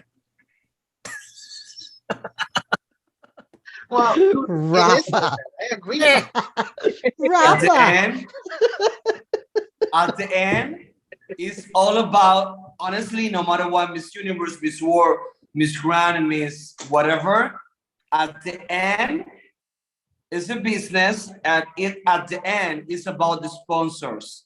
Mhm. Yeah, it's You can have confidence. You Yeah. can have the best beauty with the purpose. You can have the best technical skills. But honestly, darling, if you want to be Miss Universe, if you want to be Miss World, if you want to be Miss whatever you want, you need to be beautiful no matter what. Exactly. Thank you. Sorry. It's the whole package. How do you define beauty, though? Exactly. And How do you define beauty? Now, how do you define Let beauty me and who define decides who is beauty for beautiful? Peter. Mm. You need to be commercial, you need to be telegenic, and you need to be gorgeous to the camera, to the sponsors. Because at the end of the day, you know, Peter, that is the most important thing. It's about money. Yes, unfortunately, like it just shows like Yes. how divided we are and how we cannot please everyone, you know. And it just shows how beauty is fluid. You cannot define a general beauty Correct. like Beauty is beautiful, fluid, Phil. you know. You're absolutely right. Yep. So like So- at the end of the day, like, you know, it is something for us. It is made for entertainment. It is something for us to talk about, you know, as per their, you know, for their survival. I'm pretty sure that just as long as we talk about them, they're gonna survive. You know, like right now, it's booming. I can see it. Like Philippines before. Let's take a look at Philippines. I thought like there were only two camps, famous camps. Now you have so many camps in the Philippines. They're doing international. So yeah, you know, it just shows that how opinionated we are. But at the end of the day, we're all united by beauty pageants, and that's what's important. I predict in the year 2039, Okay. Miss Universe will crown its first midget lesbian Black Arab Rafa. Come on. with Come three. on, Rafa. Oh, so it would change. I don't know. I predict. You know, You never know. know. You never know. You You never know. guys, you're part of the woke culture. You guys are encouraging these changes. No, but So, guys, hey. let me do something, a very good example, maybe because I this is an example that came to my mind. Like people is still thinking about her and they say like, why she won? Remember that Shauna, Hector. you know, Miss USA 2016. I look like UAE. I look like the real Hector. United Arab Emirates Hector. national director. Oh my God. Hector. Ah, No. Take that off, Hector. Okay, Keep it on. okay. Keep it on. You know. yeah, don't do that. Well, guys, sure. Yeah. Just Give it why on, give it it was on. my example. What I was saying that, yeah, for example, that Shauna Miss USA 2016.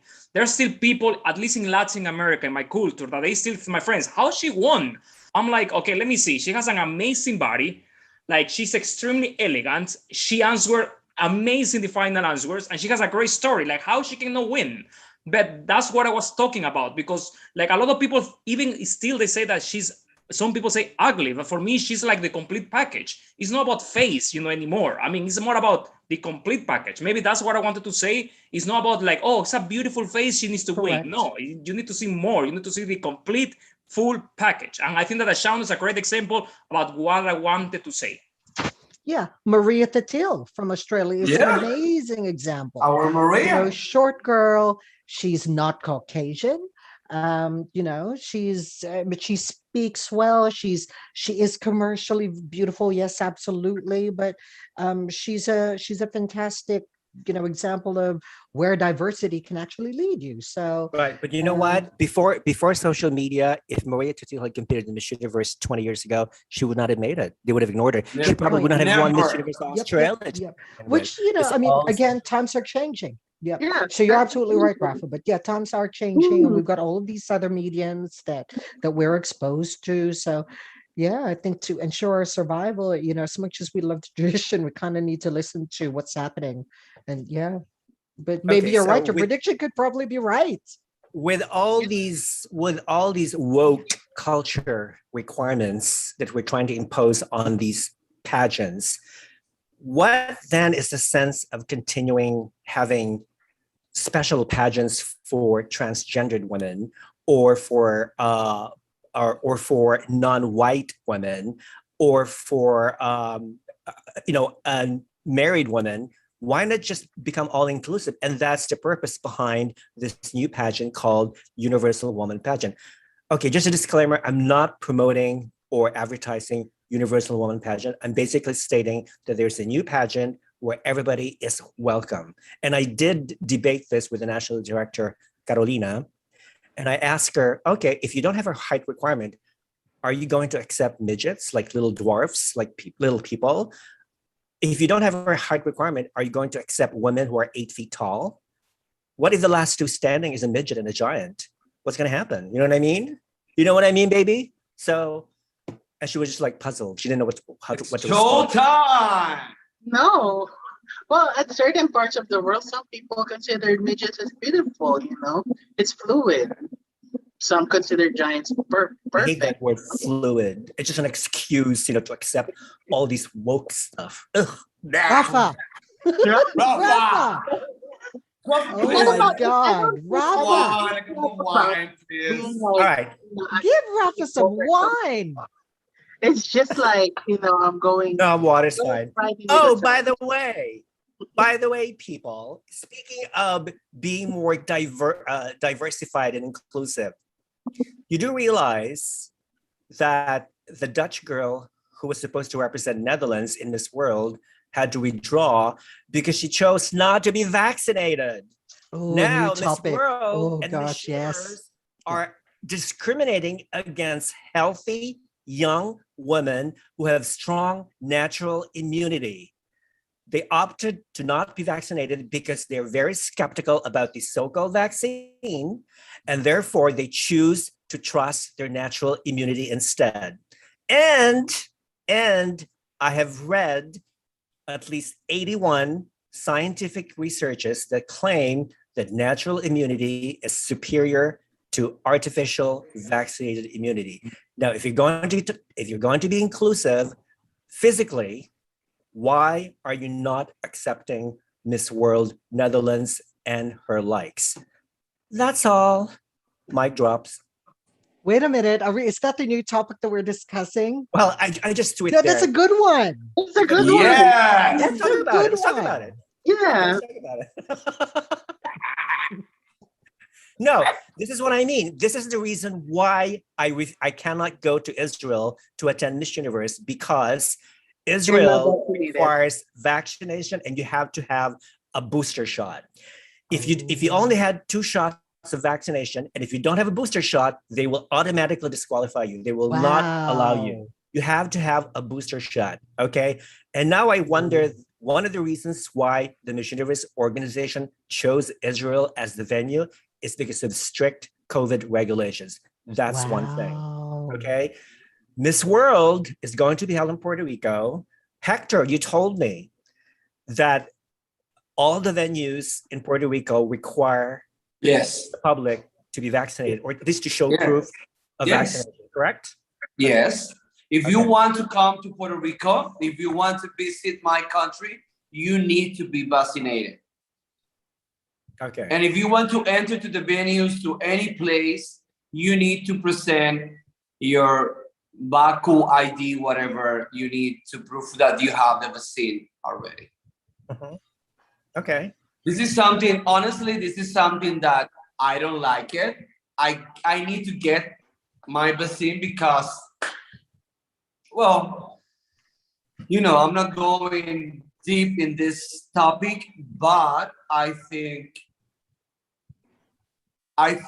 this is a stupid thing that my country don't allow a people that don't get vaccinated, because this is another ways to prove that somebody is in a good health. The PCR and maybe a medical examination or whatever, but this is something that beauty pageant don't need to be go deep inside, like Miss Universe right now, I think we're going to see in the stage of Miss Universe the less contestant in history because of the pandemic and the vaccine and all this shit. Sorry, what I say, but Right. Peter, what do you think? I didn't know about the booster shot for Israel. I read it. Yeah, wow, that is so strict. Oh my goodness. So not only will probably have the lowest number of candidates for this competition, we'll probably have the lowest number of audience members, Yeah. attending. Under the under pageant. under 60 contestants confirmed so far. That's it. yeah. We'll probably have 60 people in the audience as well, by the sounds of it. But Just Paula Shugart, her staff, and the national directors. That's it. yeah, and look, I'm very open about it. I'm fully vaccinated. I mean, my personal thing is I was like, yeah, I'll go with the experts, what the experts are saying. I'll go and get my vaccine, but I don't really know too much about what's, about the issue to even really comment with authority. I believe in a mandate? Probably not, because I also believe in a freedom of choice. If that means that certain restrictions apply for the ones who choose not to get vaccinated, well, I think it's going to be an ongoing topic and an ongoing discussion that needs to be had. I do believe that people deserve the right to choose whether or not they want to get the vaccine, as much as I also believe that businesses and events reserve the right to protect their patrons and the people who attend their events. And if they decide to lean towards what their doctors are saying and who they're listening to about the vaccine, I think that's their choice too. I think it's choice goes both ways, and I think choice should be available to everybody. What's going on with the pandemic at the moment is an ongoing thing that we're all still learning about.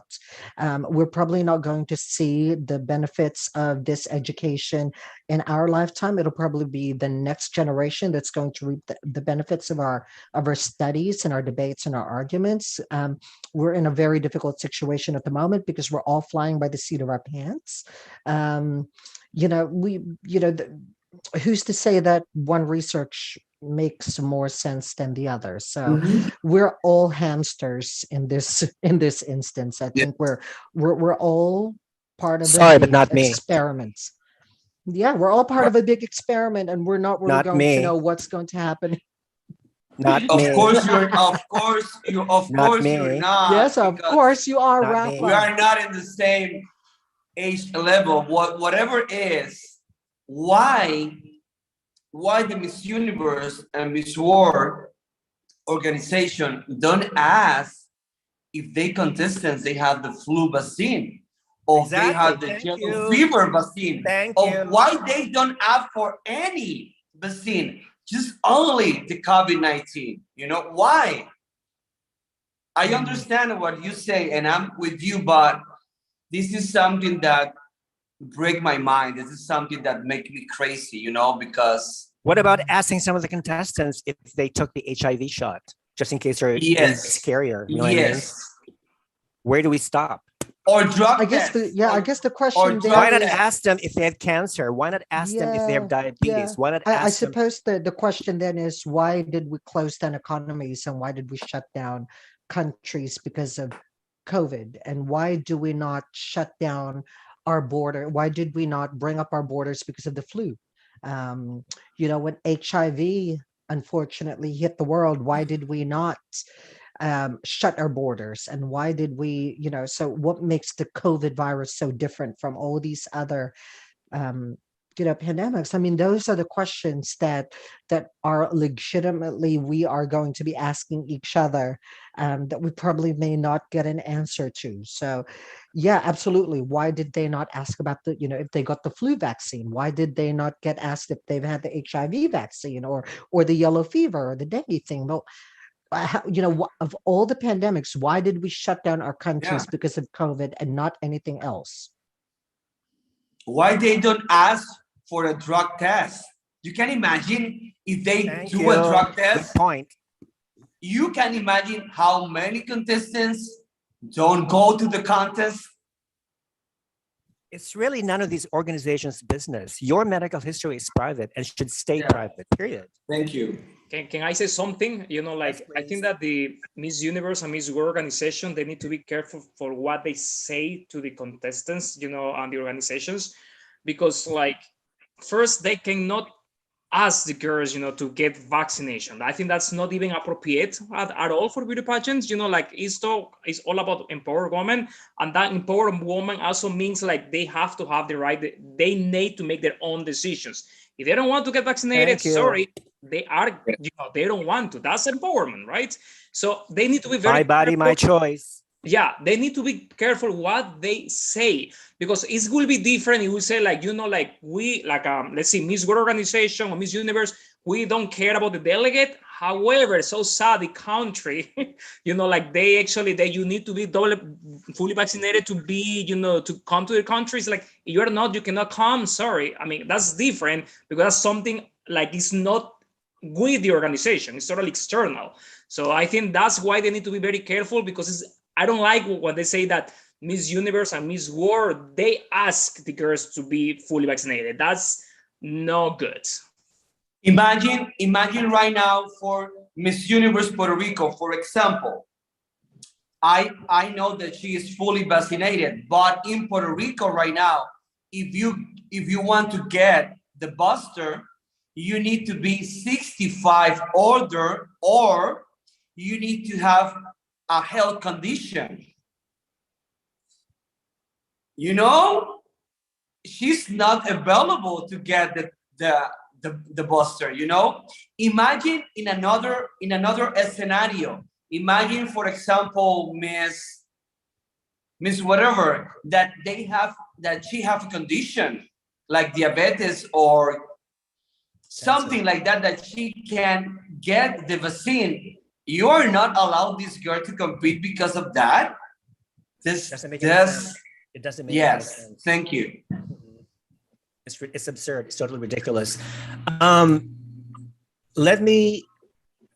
When I went to Miss Universe in Fort Lauderdale, in Hollywood, Florida, at that time, they did not require everyone to be vaccinated. What they required is that every ticket holder had to undergo an antigen test. Not a PCR test, but an antigen test, which takes about 15 minutes.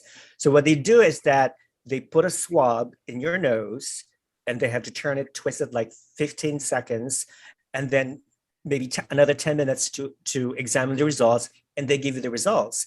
And when you test negative, they give you a pink plastic wristband to show to the security guards before you enter the venue. That means that you're negative and that you're okay to attend the pageant.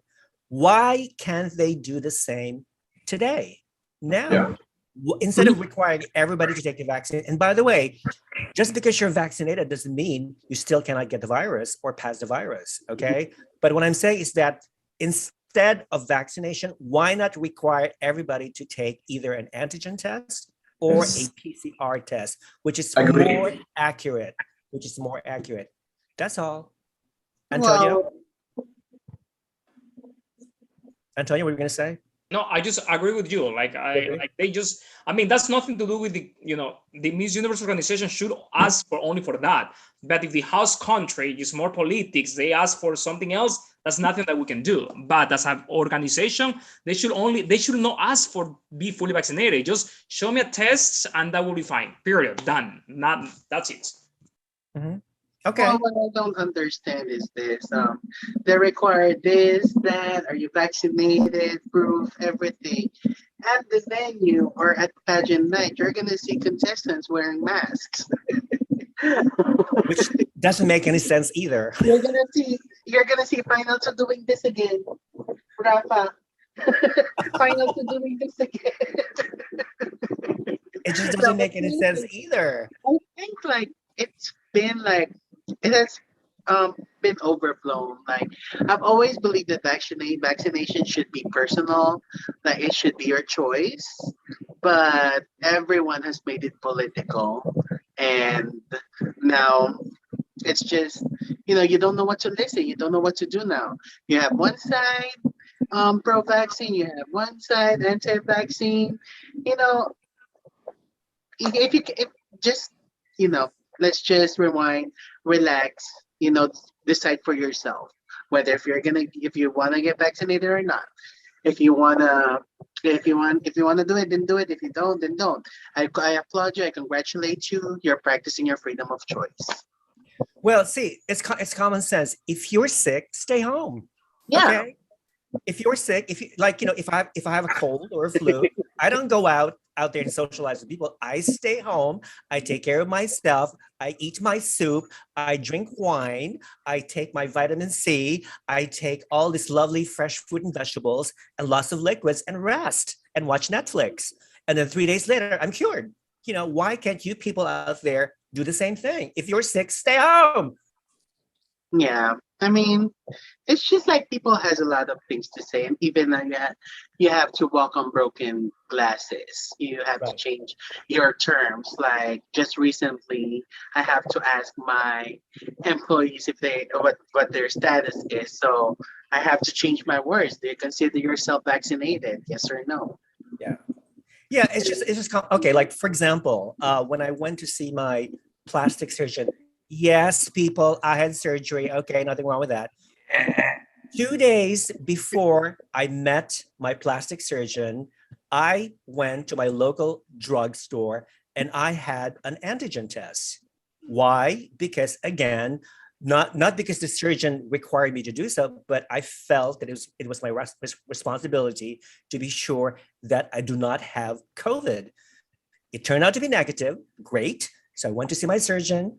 And he did all these little injections in my face, which is fabulous. I feel much better. Actually, I look much better. Thank you. You look beautiful. You look gorgeous. You look like I am looking for. Thank you. I'd like to your face, your choice, Rafa. Exactly. Yes. I'd like to make a special announcement. I am producing a new pageant. It's called Miss Natural Immunity Pageant. The requirements would be you cannot be vaccinated. You have to show proof that you're not vaccinated. No. This is not good. I'm going to sue you. You have to show me proof that you have a strong Boycott. antibodies. Boycott your pageant. You have to give me Boycott your proof pageant. that you have never taken the antigen or the CPR test. No. Hector and I are You gonna have to give me boycott it. proof that you do not own No. any of these face diapers, aka masks. That's it. That's all the requirements I need. Okay.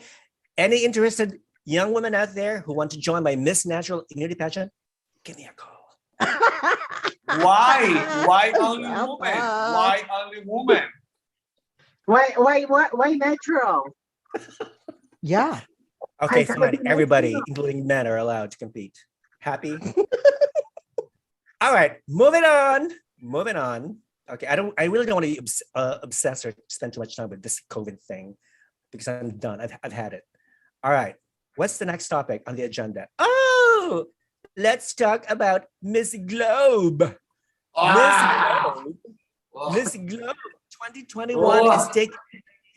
Oh, I'm sorry. I should say the Miss Globe because it's the real Miss Globe. Okay. The Miss Globe 2021 pageant is taking place in Albania. The finals will take place on November 5th. So, did you guys have the chance to look at the contestants? Let me pull up the screen, the website. Yes, please. Yes. There we have the Miss Globe website. I have something good to say about the pageant. Okay, Really? tell us. Go ahead. Okay, this is the first time I saw a very professional social media and a very professional welcoming the contestants and whatever, you know. At this time, I was in the webpage, I read all the history and everything. At this time, I don't understand the pageant, but in a good way, they doing a better job this year than like in 10 years, you know. They look professional, they look good, and for me right now, the winner needs to be Miss Philippines. Yeah. Yeah. Okay. Mhm. Why? Well, because she's the best. She's the best among all the contestants. This is something that maybe a 5-year-old kid can decide, you know, because Check out Miss Estonia and Miss Finland. Are they the same girl?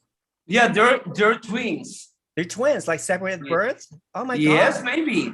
They look exactly the same. This is weird.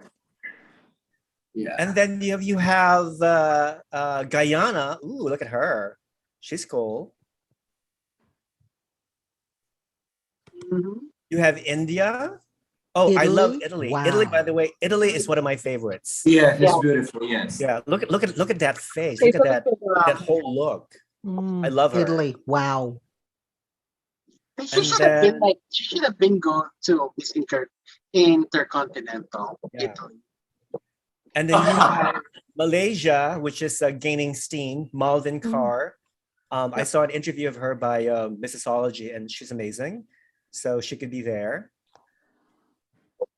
These photos are amazing. Some of these girls look completely different on the Instagram page. Yeah, exactly, Yes. exactly. I mean, look at Montenegro. Like, what is she modeling? What is that? Is that her closet? Maybe for IKEA. Is it her walking? Maybe for IKEA or something like that.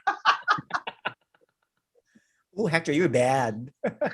Well, you asked. Ooh. You asked. Check out Nigeria. What is she wearing, girl? Ooh. Wow. North Macedonia. Not bad. I'm going to put it out there. I think my top three is Malaysia, Philippines, and Italy. Yes. Okay. Totally agree. There's Philippines right there. I think she's the one to beat, don't you think? Yes. she Oh, is. Malaysia is very strong. Malaysia's Yeah, very I strong. think Yeah. that's She should be Miss Universe Miss World. I don't know. top two. Puerto Rico. Do you know her, Hector? I know. I don't know her. You know her?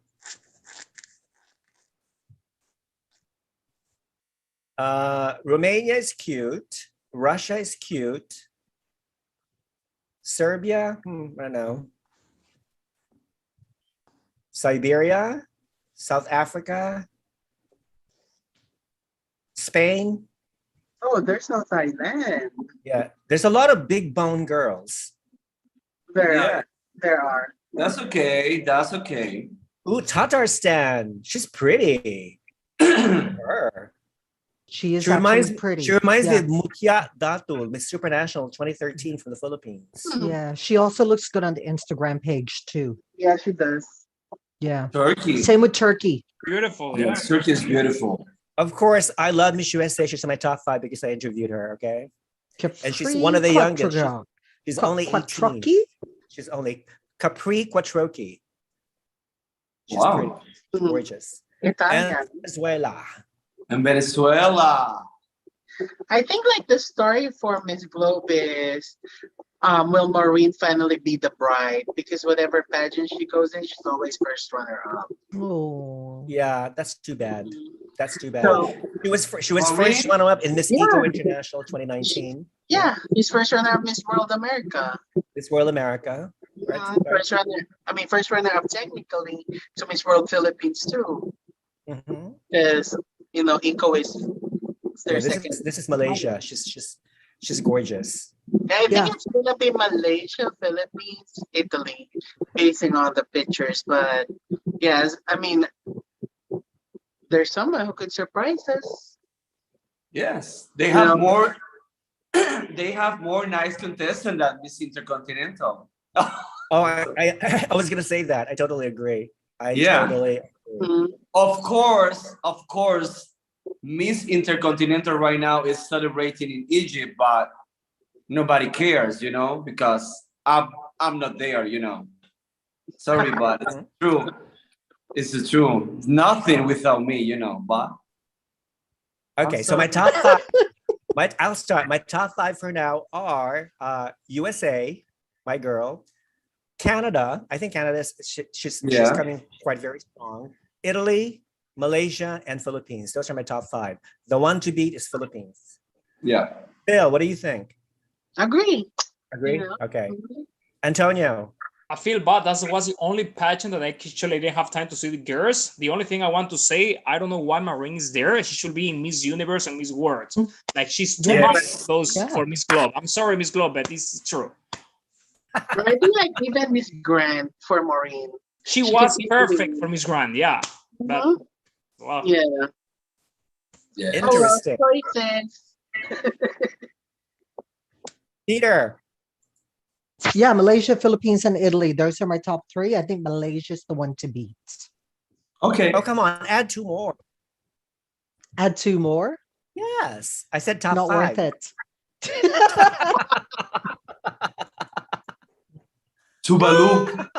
Tuvalu.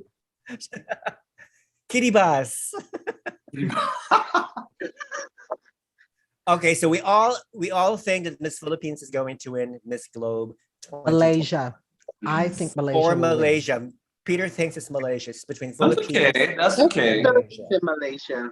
Okay, that's fine. That's fine.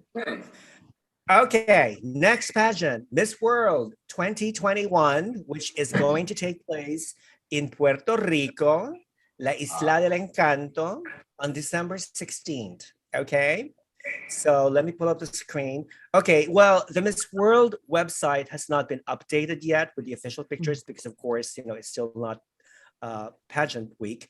But however, I went to the official website and all they have let me see this.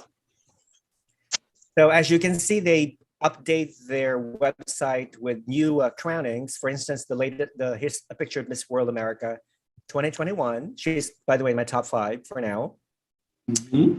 Rica, Miss World Singapore, Miss World Jamaica, Angola, Tunisia, Yeah. Haiti, oh yeah. Paraguay, Philippines, Italy, etc. All right, so let's start with Hector. Who are your top five for now? Okay. Honestly, in Miss World, I like my big favorite right now is Venezuela, Alejandra. I'm continue with Brazil. I love Brazil. I love her. Honestly, I think it's time for Brazil to win Miss World. Yeah. Mm-hmm. I I like agree. USA. She's in my top five too. I like honestly, I like Tracy Ann Marie, Miss Philippines. I hope so that she don't fail in the stage in Puerto Rico. And I like Mexico. I like Indonesia. I like Puerto Rico. I like Malaysia,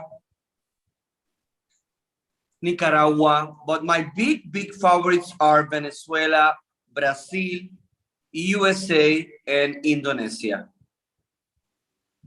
Okay, interesting. Yeah. Mr. Phil, what about you? Well, same thing. Right now, all I could judge is from their pictures and from what I see. And I think so far, Miss Venezuela has, has what it takes to be Miss World. She just has the beauty of a classic Miss World. Well, I'm excited for Miss Philippines, but isn't there like controversy about her age? That we finally clear. Yeah, she's 28. She's 28. Mhm. So she's okay, right? Yeah. I think so. Yeah. Mhm. Okay. Well, Miss World, the Miss World age requirement is not very consistent. It keeps changing every year. Yeah, every year. Yeah. Yeah. Yeah, other than that, like I'm excited to see actually Belarus is cute. I think she's cute. That's it. Like I haven't really seen much and I hope that their Beauty with a Purpose thing gets released so we could see more of them. Yeah, that's all. Okay. I have a scoop. You have what? What? I have a scoop. I have a good news for the Caribbean people. Okay. Miss You're Puerto Rico's going gonna to win. see. You're going to see in a few days a new contestant from the Caribbean. You're going to see the A new new Miss contestant World. from the Caribbean? You need to see the new Miss World Bahamas, and everybody is going to be like, "What?" Okay. Who? Okay. I'm sorry, I did Let not me hear that. see. Let me tell you. In a few days, Miss World Bahamas organization is going to announce the girl that coming to Puerto Rico to compete. And let me tell you something. Everybody is going to be like this, like, what? Really? How exciting. Excited, yeah. It's not That's about very because exciting. it's not about because she's more than gorgeous. It's about because for the first time in years, Miss World Bahamas can have a Miss World winner in the Caribbean. Oh my gosh, I'm so excited. That's very exciting. Yeah. Very Let me exciting.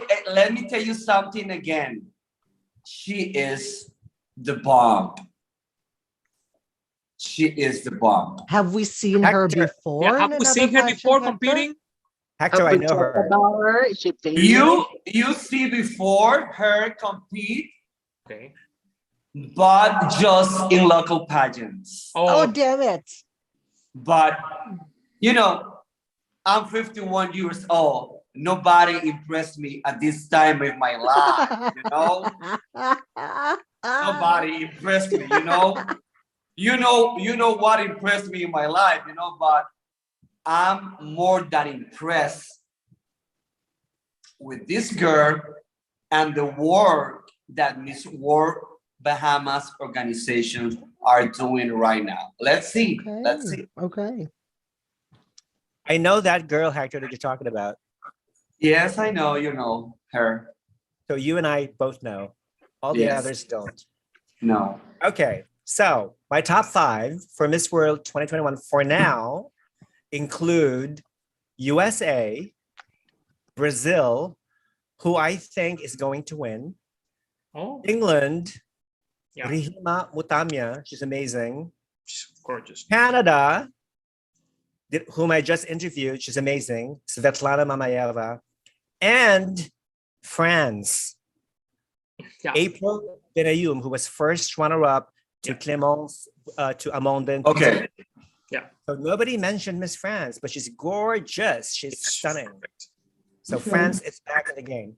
But for the win, Brazil. Yes. Enrique, you're doing a good job.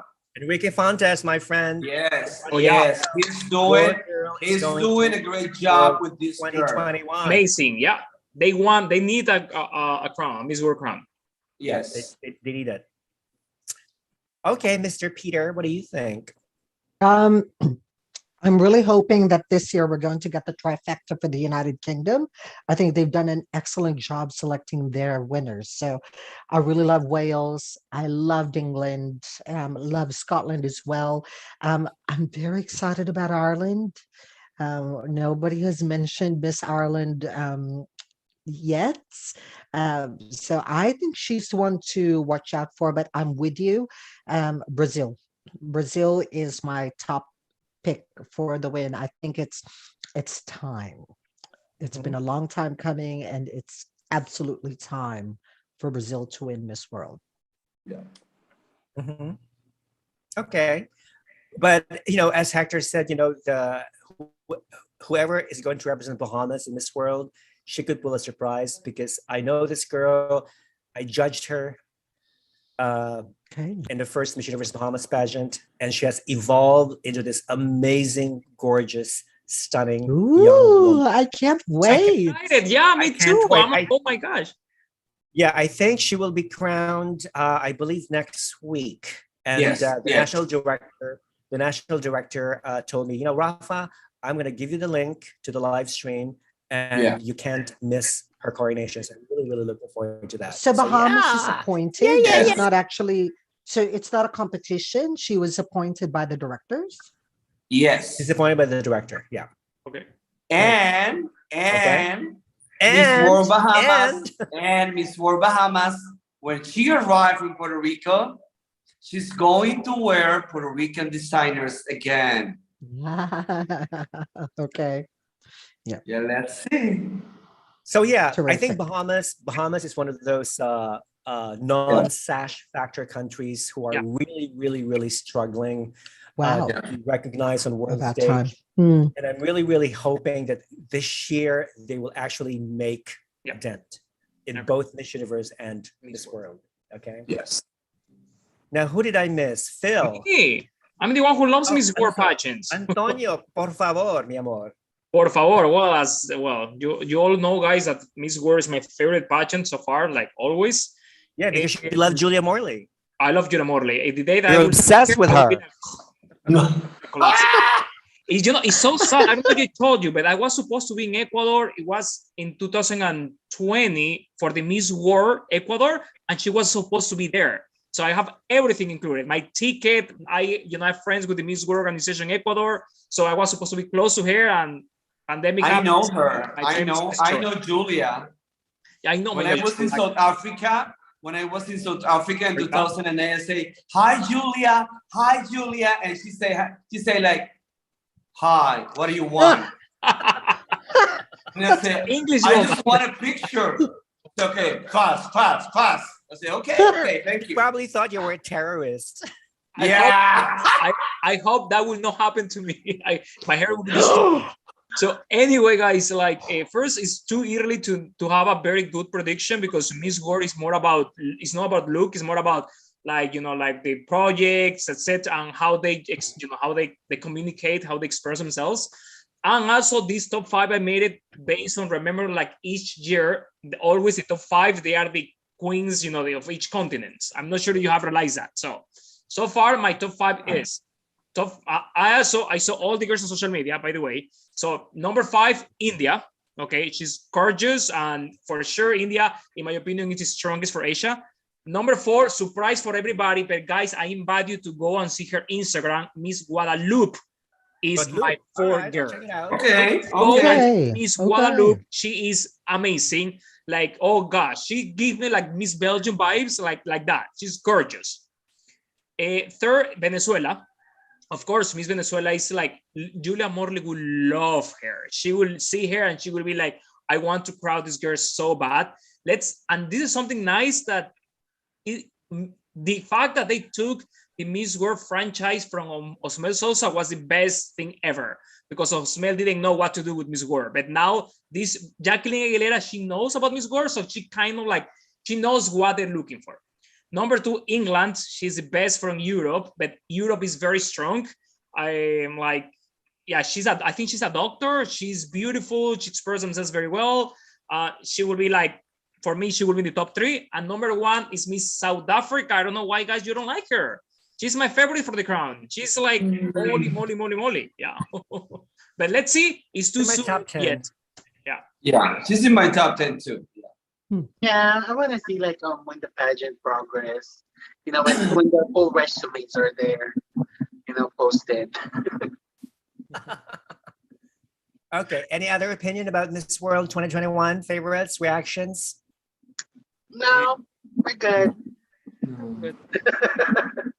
So, are you going to attend Miss World, Hectorito? Yeah. I think I'm going to attend Miss World because Now that you're vaccinated, you can. of course, and I'm going to be the liaison for Miss World Bahamas organization here in Puerto Rico. And I'm going to be glad to work with this organization. And I want to say something that I was witness in a conversation with it's not a bad thing, it's a good thing. But it was witness with somebody that have the honor to train some of the finalists in Miss World year by year. And this guy, when I have this meeting, say something that I really, really love to hear. Miss Julia Morley is looking for not just a beauty. Miss World is looking for this girl that can be like her granddaughter, like her daughter-in-law, this girl that they have this good connection no matter what the age difference, And I think this is the good thing that the contestants for Miss World need to know. Don't think a lot about the clothes, about the shoes, about the bags, or the looks. It's about the connection you can have with this woman. Because Julia Morley, everybody have a mixed opinions about her, but we need to be sure that she's a woman that really knows what she really wants, not just in the pageantry, but in her foundation, in her organization. And it's most important to these girls that know the thing, Miss World is looking more for this girl can connect with this woman in a good way, because Correct. Absolutely right, Hector. At the end, she's going to live with this woman. Literally, the Miss World live with Miss Julia. And I can't imagine That's girl scary. that don't have this connection with Miss Julia Morley, And when I heard that from this guy that honestly is a good on what he do, I was like, he knows he have a good point, You're absolutely right with that one, Hector. And I will say this openly because I know nobody from the current Miss World Australia organization or Miss World Australia contestants is probably watching this. But in the 4 years that I have worked with Miss World Australia, with the former director Nadasha Zhang, we knew exactly what you were saying, Hector. And as a result, in the 4 years that I have worked with Miss World Australia, we have had Australia in the semifinals and the finals without fail consecutively. And in those 4 years, Australia was always Queen of Oceania because Julia, we picked the correct girl according to what Julia Morley wanted. At the end of the day, you're looking for someone who can work with the director day in and day out. It's not about your photos. It's not about how you look. Yes, that has a factor in it. It's the workability with the director. So unfortunately, with the change of directors and the change of direction, we have a new director now for Miss World Australia who does not have that kind of relationship with the Miss World organization.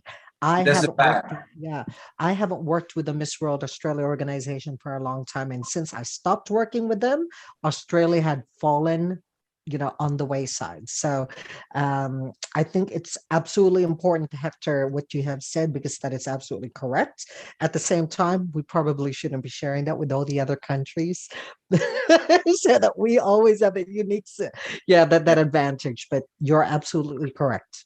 I remember when I was in South Africa in 2008, and I woke up every morning and I saw Osmel, Lupita Jones, all the national directors. They are like crazy about the looks, about the hair, about the makeup. And one thing caught my attention. It was Miss Julia Morley came not all the mornings, but most of the mornings. Correct. She came from the elevator with the summer group of girls. And you see Miss Russia, you see Miss India, you see Miss South Africa, you see Miss Trinidad and Tobago. And when you see in the finale, you see the top 5, because this girl really loved to enjoy the company of Miss Julia, what she's talking about, what she's expressed, whatever. The other ones were more upset and pay attention to, and the other ones was like chilling, like I'm enjoying my time with my Auntie Julia, and the end of the day, this is the most important thing.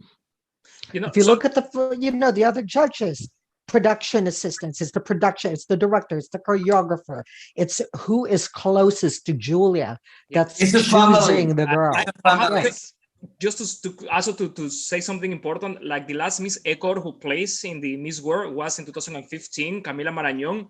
Like, she wasn't a favorite, but she plays in top 20.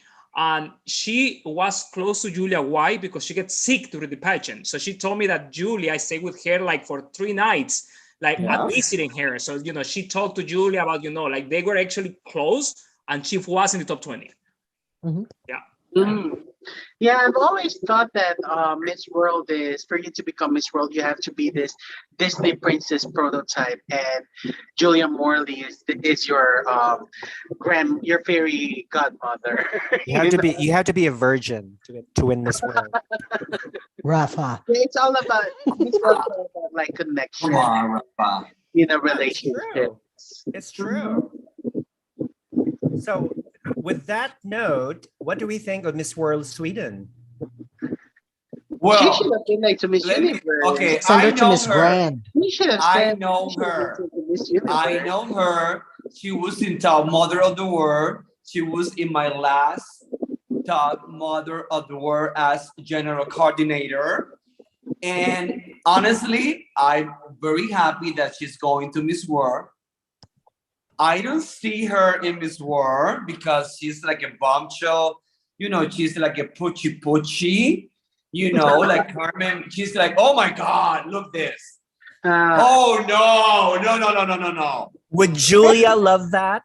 Well, maybe never. To wear swimsuit. Oh.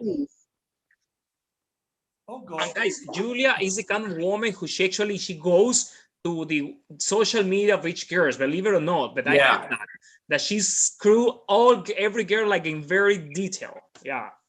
But she is beautiful. But she loves her wine. All these pictures are just real good Photoshop, because in person she is good, but not that good. Okay. I think like all these are Photoshop, I would think. Of course. But she's really pretty. I've always thought that she should have been sent to Miss Universe or Miss Grand. Miss Grand. Or top. Miss or Grand. Absolutely, Miss Grand. Miss Grand, for sure. Miss Grand, yeah. Look this pucci boobs. Are these real, do you think? This are too big to Miss War. Hello. Are these natural, do you think? No, never. It's like asking someone's vaccination status. Like, are those real?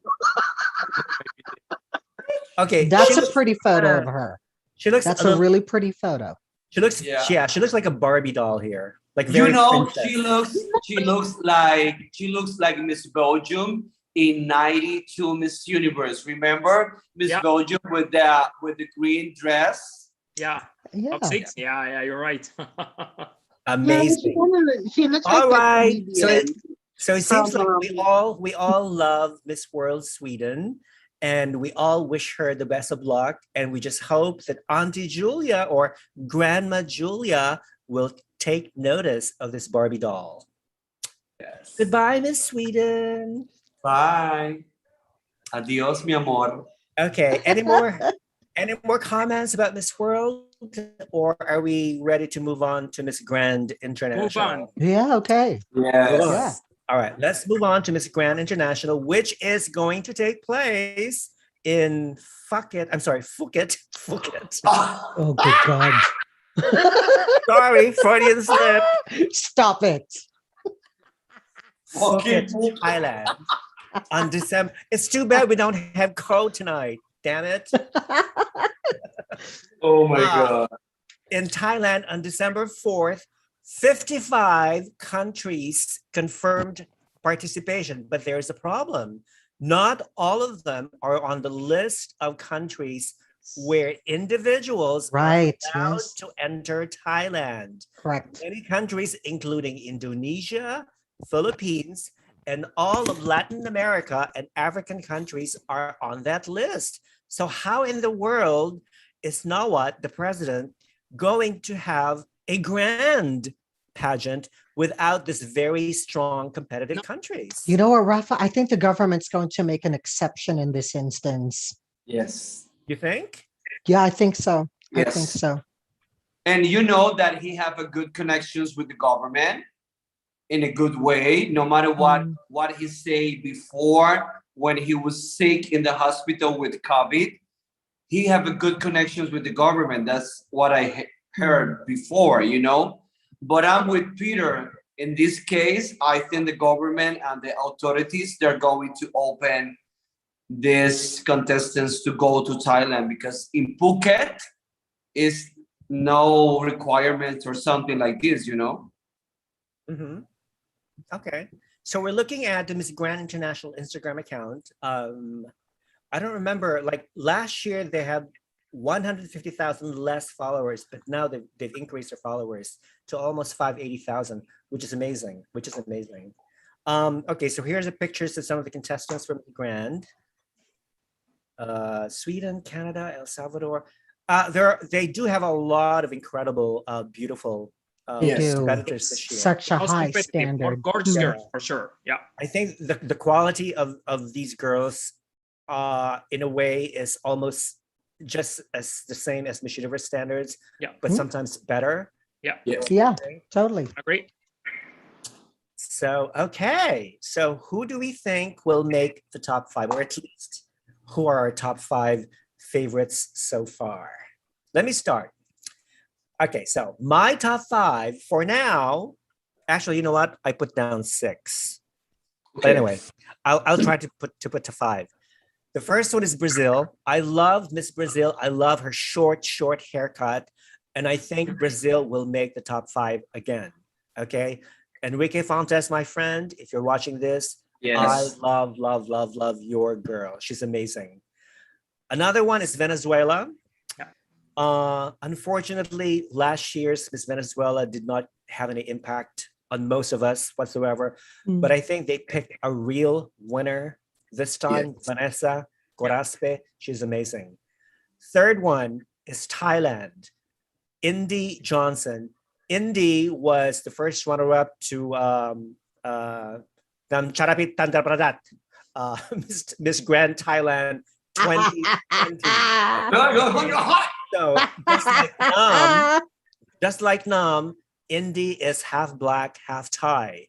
But I think she's amazing. She has the same infectious personality as Nam, and I think she will do better than Nam, because Nam only made the top 10 last year. Another favorite is Philippines, Samantha Panlilio. I think Samantha is a strong competitor. She she's being trained by the same trainer who trained Samantha, the KF team, headed by Roger Flores, my friend. So she'll be there. And of course, the girl that I just interviewed, Miss Netherlands, Nathalie Yasmin Belzada. I love Nathalie. If you haven't watched my interview with her, go watch it. She's amazing. All right. Hector, your top 5, please. Okay, before I'm going to announce the top 5, we need to think that the girls want to go to Miss Grand International because remember, you won Miss Grand International, you have an apartment in Thailand, you have all the sponsors, you have all the beauty work with Nawat, because if you won Miss Grand International, you come from this to this, like Miss Universe. And this is one important thing to say, because in the few years, in the first years, I was not a big fan of Miss Grand International, but in the years, I really love the pageant. I really enjoy the pageant, and I really like the work that Nawat do with the contestants and with the pageant. Saying that, I love Brazil. She's my big favorite right now to win the crown. Again, Enrique Fontes, you're doing a great job. You're doing a great job with your girls. I like Venezuela. I like Thailand. I like Philippines. I like Indonesia. And I like Ecuador. She's a good one. You need to go to her Instagram account. She's a good one. She was first runner-up, I think, in Miss Ecuador or something like that. And she's a very good one. Mm-hmm. I'm sorry, I'm not saying Puerto Rico. I know her. She was Miss Teen Universe. When I was in Nicaragua, she won Miss Teen Universe. She was in Miss Universe Puerto Rico. She won a prize. She's beautiful. She's gorgeous, but she looks like a teen. This is kind of woman that no matter what, how age they have, she looks like a teen. She's like a petite. I don't know, but she's a good one too. Okay, fair enough. All right, Peter, darling, your top 5, Yeah. please. Look, everybody knows how much I love Miss Grand, and I am an advocate for Miss Grand. I think it's an amazing pageant. Now, my picks, I do love Ecuador. I'm so glad you said that. And, Hector, because Ecuador is just stunning. Brazil is another strong one. Brazil always sends strong candidates anyway. And I think this year, Brazil absolutely doesn't disappoint. Venezuela, yes, better than last year, I have to say as well. I'm so excited to have Pakistan. Super excited to have Pakistan on board. I think she's va-va-voom. She's not a contestant that we have seen before. I think she's head and shoulders above a lot of other contestants, especially from that region. Indonesia, I absolutely love Sophia. She is stunning. Yeah. She is so beautiful. But my absolute winner that I think will blow everybody out of the water and will leave everybody in her dust is Australia. We haven't announced who she is yet. Unfortunately, I cannot tell you who she is because we do not have authority from Miss Grand International to publicize who she is. We will find out in about 2 days' time. And I will say this, she will bring Australia back on the map. She will probably be our best performing Australian candidate in about 3 years. Danny Fitch, the director, has chosen an amazing woman, and she's probably our best Miss Australia this year, hands down. She will not put anybody to shame. She will be hands down my best candidate for 2021. Have we seen her before? Oh no. A clue? Yes, you have seen her I before. know she is. Yep. You have seen her before, and she will. If you liked her before, you will love her now because she has grown. Maria. Looking forward to know. Sorry. I'm looking forward to know who's the girl. You will know her in a couple of days' time when we release her details. But she has done an amazing transformation, and she will take over the pageant. Cool. Ooh, I love surprises. Okay. All right. So Phil, Mr. Phil, your top 5, please. Well, obviously, starter pack, Venezuela, Brazil, Thailand, and Philippines always be there. Everyone's place. But Well, like what Peter said, I'm also excited to see Pakistan. She's pretty. When I was looking at the photos, that's where my eyes were glued at. I also want to mention Ecuador. She's pretty, very, very, very pretty. I also want to mention Czech Republic, probably strongest for me in Europe, and my heart still bleeds for Argentina. Oh my God. Oh my Yeah. God. She's Yeah. not going to Miss Grand International. I I mean, hope she can. she I would hope have she can been make up it. there, Yeah, for sure. Top 5. Yeah. you know, but not the plan. Yeah, I hope she can make it. Really, I feel Wow, bad. we can get a... Ow. Oh my God. But wait a minute, wasn't her roommate at Miss Universe last year was Chile? Chile has a lot of money, right? I don't Daniela think she wants to Daniela pay. Velasco, something. She can probably give her some money. Hello, it's a gift or something. I just don't understand. She's a star. Yeah. One Right. less competitor to deal with. Exactly. Okay, so that's it for Miss Grand Wait, International. I miss it. You miss me. Oh, I'm Yeah, sorry. Antonio. How could Come you on, do that? Rafa. Antonio, Oh, perdóname, mi Rafa. amor. Oh, Okay, Go ahead. very fast. Top 5. Number 5, Venezuela. Number 4, Colombia. I don't know why you don't name her. She's gorgeous. She has an angel I face. have her She will be here. there. Top 10. Perfect. Number 3, El Salvador. Nobody mentions. Oh, come on. She was a queen of coffee. She's amazing. She's extremely gorgeous. Just Top go 20. and check her out. El Salvador. Okay. Number 2, also Pakistan. Wow, amazing girl. Like, oh my gosh, like her Instagram is gorgeous Yeah. girl. My winner so far is Indonesia for me. Yeah, like Indonesia, Ansan, Sophia. Indonesia. Just to let you know, I have Ecuador in my. I feel bad because I'm Ecuadorian. I don't have in my top 5. I have in my top 10. But why? I think she's gorgeous, but her communication her English is Yes. good, and I know that Nawat he loves when girls speak English. That's okay. All of your lists will change when Australia is Exactly. announced. Exactly. And of course, Pakistan may look fabulous on Instagram, but who knows in real person? So Correct. Well, I think Pakistan looks like the contestants from the Miss Universe Arab Emirates, you know?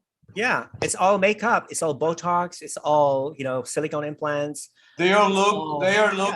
like this. All they look like this. You know, like the first runner-up in Miss Colombia, Maria Alejandra Lopez. She's gorgeous, but she was like this. Oh, you're too You funny. know, all these Botox, all these fillers. Girls, don't go so deep with the Botox. Don't go deep with the fillers because at You're the end, beautiful you the way look you funny are. on TV. You look like this, like this is not good. Okay, I'm reading Terry's comments. According to Terry, his top 5 are Venezuela, This is the Thailand, only fan. Indonesia, Philippines, and Brazil. Excellent top 5, Terry. Wonderful. Okay, move. Okay, so basically, there is no front runner for Miss Grand International. Anything is possible. Anybody can win, right? Well, it depends. Let's see on 2 days. Let's see in 2 days. Yeah, we'll see in 2 days. All right. Next pageant on the list is Miss Intercontinental 2021, which is currently taking place in Egypt. And the finals is 6 days from now, October 29th. So there are 74 contestants. Cambodia is debuting this year, but I'm kind of disappointed because I think this year has the most number of average looking contestants. So I really don't know what happened. I think maybe it has something to do with Hector leaving the organization. Since Hector left Miss Intercontinental, the quality of contestants just really nosedived. Right, Hector? Okay, you're completely right, but let me say something for the people are watching or maybe watching later. I was working for Miss Intercontinental from the last 10 years. And more than to be a general coordinator of the pageant, and more than a general coordinator, one of my goals inside of the organization was bring quality to the pageant, was bring the best of the girls to the pageant. And I can bring this to these past 10 years. But I'm agree with you. This year they have like 75 contestants. And when you see all the group, you don't see a real front runner. And you miss contestants like Puerto Rico and another important countries that they are not compete right now, you know? And I feel so bad of this because they have a good price of money. They have the opportunity, if you want the pageant, to live in Germany for 1 year. But I think the national director or the owner of the pageant, that I have the honor to work with him, Mr. Detlef Tursis, don't want to change his mind, don't want to change his view. Because when you have a pageant like this, that is a good pageant, you need to change your views and your purpose on pageantry. You know, it's not all about money. Of course, money is important because you need to live, you know, but I feel so angry when you left an organization and you see that your work and what you do for the past 10 years is put on a trash because they are looking more to do stupid things like the pictures we saw with the girls with the legs, you know, like crazy poses or something. Right. And that's why the people continue to say that Miss Intercontinental is going to be a cheap pageant, you know? I was trying to bring Miss Intercontinental to the table in a good way, but it's very bad that you see that I'm not inside right now in the organization. I'm not in charge of everything, and right now everything is very cheap. This makes me crazy, you know? This makes me very mad. But in the other way, I'm very happy that I'm in peace with my mind, and I'm peace with my life, and I'm peace in my country, because I have more important things to do in life than a pageant, you know? But it's very bad when you work hard for 10 years and you bring the best of the best, and then you left, and then on the other year you see like Miss whatever, like what is that, you know, like this is only thing I want to say right now. I'm sorry, what, Hector? Could you repeat? We weren't paying attention. What? We're looking at the pictures. we were looking at the pictures. It's like, oh my. We weren't paying I was attention. waiting for the one Sorry. who has the flexibility talent. You know, I need to tell something. I I don't have nothing against Mr. Death of Tursis. You know, I admire him, I respect him, but my experience in the last top mother of the world, when I have the honor to be the MC, but at the same time, I was the general coordinator. At the same time, I was designing the stage. I had the most worst time in my life with the winner, with Mrs. Spain. You know, I never said that before, but was one of the most terrible moments in my life when I was coordinated top model of the world, and this crazy girl from Spain, She was crazy all day. She was crazy every moment. And everybody hated her. And then at the end, she was the winner. And she was not the most beautiful girl. She was not the most top model of the world. You know, that's the things that you need to ask yourself. You need to continue in a business like that. You need to continue in a pageant like that. No. That's why I'm not in top model of the world. And that's why I'm not in Miss Intercontinental. That's it. Thank you. It was a huge gossip. Good to know. Yeah, I remember when she won. Everybody was like, "What?" Yeah, Nicole. Yes, Nicole Menaggio. And Yeah. I'm going to say something, Ricardo. I'm going to say something in a good way. I'm going to say something. I was her fan. I was his fan. But when she came to the pageant, she came like crazy to me. We have all these discussions, all these fights and everything. And if you see the finale, when I say Spain is the winner, she came to me and she said, in live, it was live. She said to me, you see, I was the winner, blah, blah, blah, blah, blah, blah. And then I was, yes, blah, blah, blah. You know, this was one of the most horrible moments for me in pageantry. I was thinking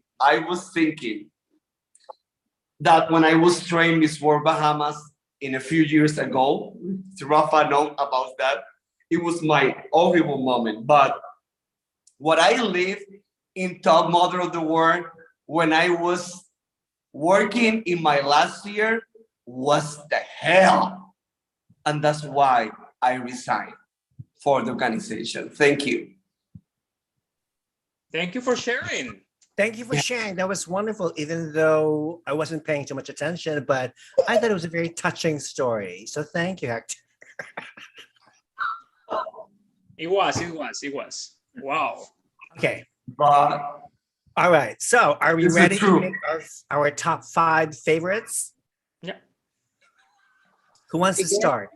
I can I don't have it. Antonio, let's start with you, mi amor. Who are your top Okay. 5 Miss Intercontinental favorites? Yeah, just to let you know, for me, it's only the real one stand up. For me, she's gonna be the winner for sure. Is Dominican Republic. Period. Yeah, she's Yeah. amazing. I Beautiful. think that I have Czech Republic. If she doesn't win for any reason, it will be Czech Republic, Italy, Kenya, Malaysia, or Zambia. One of those girls. But Dominican Republic for me is like there's no way she's the best. Yeah. Period. Yes. Mhm. That's interesting. Okay. Phil, what about you? I agree. Dominican Republic caught my eye. Like, she's very pretty. She registers well. Another girl that caught my eye is a United Kingdom. I love her. Yes, me photos. too. Yeah, she's my favorite too. And then I would throw in Finland. She's cute. Philippines will be there. I like her Darna costume, which she done during their Halloween celebration. And probably to round off the top 5, I would say Malaysia. Yes. Malaysia is strong too. Okay, that's good. Hector. Honestly, I like Dominican Republic. I like Philippines. I like I don't know. I don't see any other girls, you know. For me, the winner is Dominican Republic. My sentimental favorite is Philippines because I think Cindy Obenita is what Miss Intercontinental needs right now. She's for me, she's perfect for Miss Intercontinental, but I'm sure that Miss Dominican Republic is going to win because at the end of the day, the owner of the pageant is who decide who is the winner, and you know. Of course. Yeah, just like in any pageant. Yeah, like any pageant, you know. Okay. Peter. I'm a little bit disappointed that I didn't hear the following countries on your list, like Nepal or Belarus Korea. or Belarus. Belarus, Bulgaria, South Africa, Uzbekistan. Oh my Salvador. God. How could you miss out on Uzbekistan? Montenegro, Mm-hmm. you know, it's like Japan. Japan is Yes, amazing. she's good. Yes, she's good. She's Yeah, good. Japan is amazing. So I can't believe Yeah. like you all left them out of your list. But for me, if you've asked me who my winner is, Italy. I don't think anybody comes close to Italy. Possibly Dominican Republic. Cuba is fantastic. Yes. Like, yeah, Cuba was like wow, Yeah. and Hungary as well was wow. Yes. Okay, So those are yeah, good my choices. winner would be Italy, followed very closely by the Dominican Republic. Okay. Now my South top. Korea, Nepal, India, Bulgaria, South Africa, Uzbekistan, Belarus, El Salvador, they're all going to be in the top 10. Mark my words. Okay, we will mark your words, Peter. My top five are Philippines, has to be in top five. Like what Hector said, the organization could use Miss Philippines in the top five to retain its Filipino fan base. Czech Republic, Dominican Republic, Yes. Belgium. Belgium, by the way, I posted a picture of her on my Instagram. She's wearing her national costume, which is a French fries. Actually, no, sorry, Belgian fries. Belgian fries, okay? Belgian fries. And she liked it. So that's why she made my top five. And United Kingdom, Rami Simpkins is gorgeous. She's just, Yes. and I would be shocked if she's left out of the top five. So yeah, those are my top five. Incidentally, by the way, did you hear that Miss Vietnam's luggage was confiscated by the Egyptian customs? Yeah, Why? I read that. You got that? Wait. Miss Vietnam's luggage, because apparently most of her clothes were tightly wrapped or Yeah, something. yeah, So they were they suspected she was hiding some substance or whatever, which is Oh ridiculous. my goodness. Which is utterly ridiculous. And to this day, they have not returned her luggage to her. But Oh my luckily goodness. she was able to keep her national costume. So Well, but the thing is, have you Yeah. seen the pictures though? I've seen the pictures of her, of how she packed it. It was really sus to me. Like, why would you pack your luggage like that? It's just dress, shoes, whatever. You know? Talking about trans is, if I'm not wrong, Miss Intercontinental right now have a trans contestant. Hector, Who's that? really? who is it? No, Who? I was sending to you the info. Yes, please. I think it's an Asian contestant. Hector, Yes, who? I read about it. Yeah. Mm-hmm. Yeah, Tell us, I tell was us, sending tell to us. you, Rafa. I was sending to you the info about this, Okay. but we can talk later. But if this is true, I'm impressed. I had this conversation before with Mr. Death of Terces. He was open, in another way. I'm going to say a good thing. He was open to accept trans woman in Miss Intercontinental. Huh? Hector, who is it? Isn't it New Zealand? Oh my God! My computer is off right now, but I sending the info to Rafa. Yeah, just Rafa, Google, who is it? Google Miss Intercontinental Did you trans send it woman. to my and then you see the Facebook? country. What did you? Yes, I was sending to you by the Facebook chat, and then is an Asian contestant. New Zealand. Yes, New Zealand. Yes. Mm-hmm. Okay. All right. Yeah. Transgender woman? Yeah. Okay. Yeah, the Yes. New Zealand contestant. She's Filipino as well, Yeah, she's right? Who's been Filipino. living in New I Zealand. think I heard a story when she was disowned.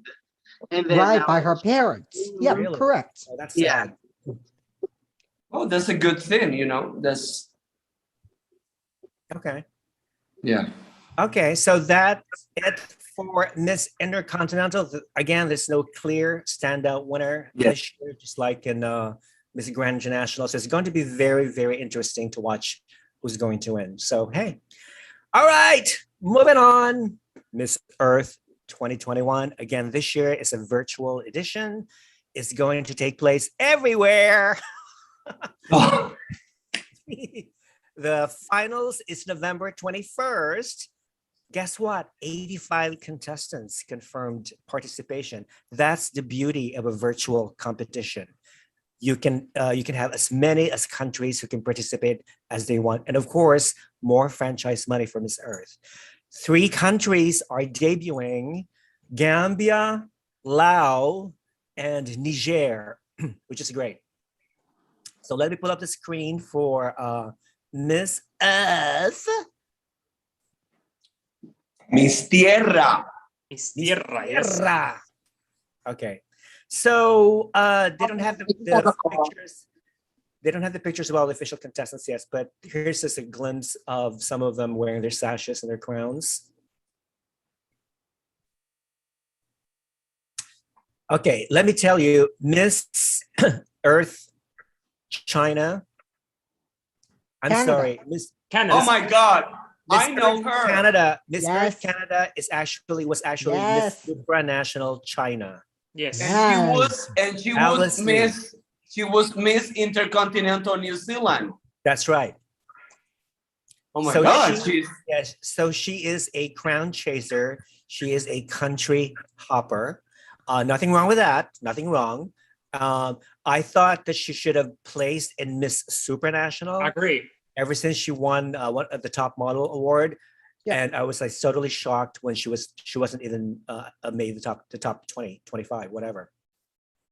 But I think she has a big chance of placing this year at Miss Earth. So Love her. Love her. I love her. Great. Alice Leach has a magnificent body, great catwalk, great personality, and she's just amazing. Who's that below her? This is Miss Earth Russia. Russia. Okay. Gorgeous Miss Earth Russia.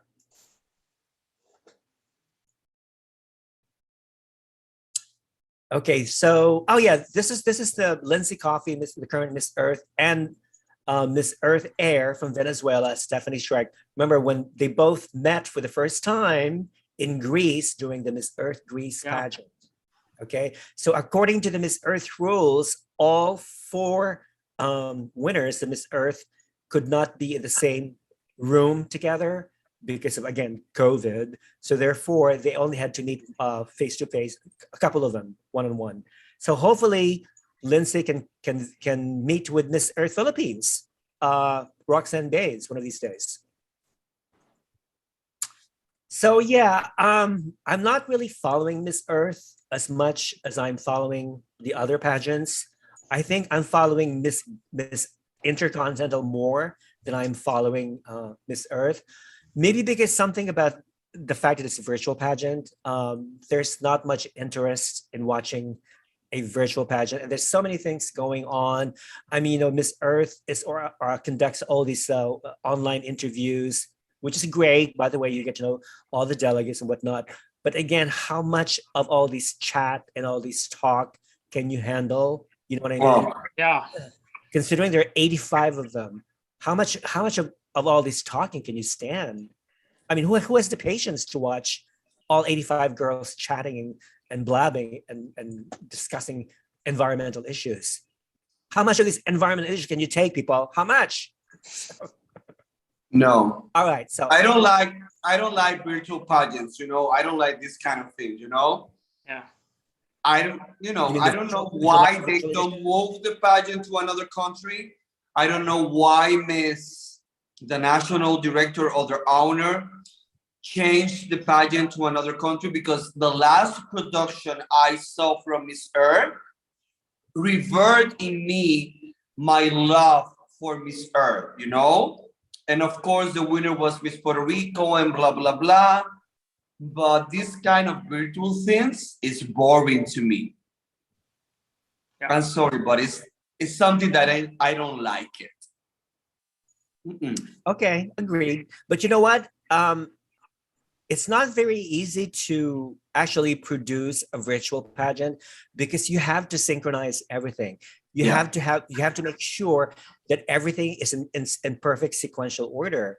And that's why I was really very impressed, with Miss Earth 2020 edition last year, because I thought, I was very skeptical. And I said to myself, how are they going to produce a virtual pageant, especially with a big pageant like Miss Earth? But you know what? They were able to do it successfully, and I was very glad with that. And all the other pageants basically imitated Miss Earth's virtual pageant from 2020, so which is good. But of course, nothing beats a real physical pageant. Okay. Yeah. What happened to Peter? What happened to Peter and what happened to Phil? Yeah, Phil, where are you? I went to the bathroom. As soon as Miss Earth came on, I was like, time for the loo. I have a question. What do you think? Because I can have an opinion of that because I'm a national director of Miss International. What is your opinion about that Miss International canceled the pageant this year? Why? Because of COVID. Hello. No, but I think it's very cultural. It's just Japan. The culture, they are like, it's more about, like Japan, they have a lot of cases. I know that. So they just want to protect the girls, and they say like, it's going to be, maybe something will happen, and just to avoid it, just cancel for next year. I think that happens. Yeah, I agree with Antonio. I think it's a cultural thing. I mean, they did it with the Olympics, so why not do it for a beauty pageant? So it's definitely, I think, a cultural thing. I think it's really unfortunate, but the Japanese, I don't think, are risk takers these days anyway. I think they want to play things safe, and they have such a huge, it's a culture, they don't want to be embarrassed if there's a COVID thing that happens in their country. One thing I don't like about, I really don't like about Miss International is that, they changed the age requirements again. Because remember, they raised the age limit to 28. But what happened is that there were some contestants who were crowned when they were 27 or approaching 28. And now, because of another postponement, they have now been disqualified from competing next year because they've already gone over the age.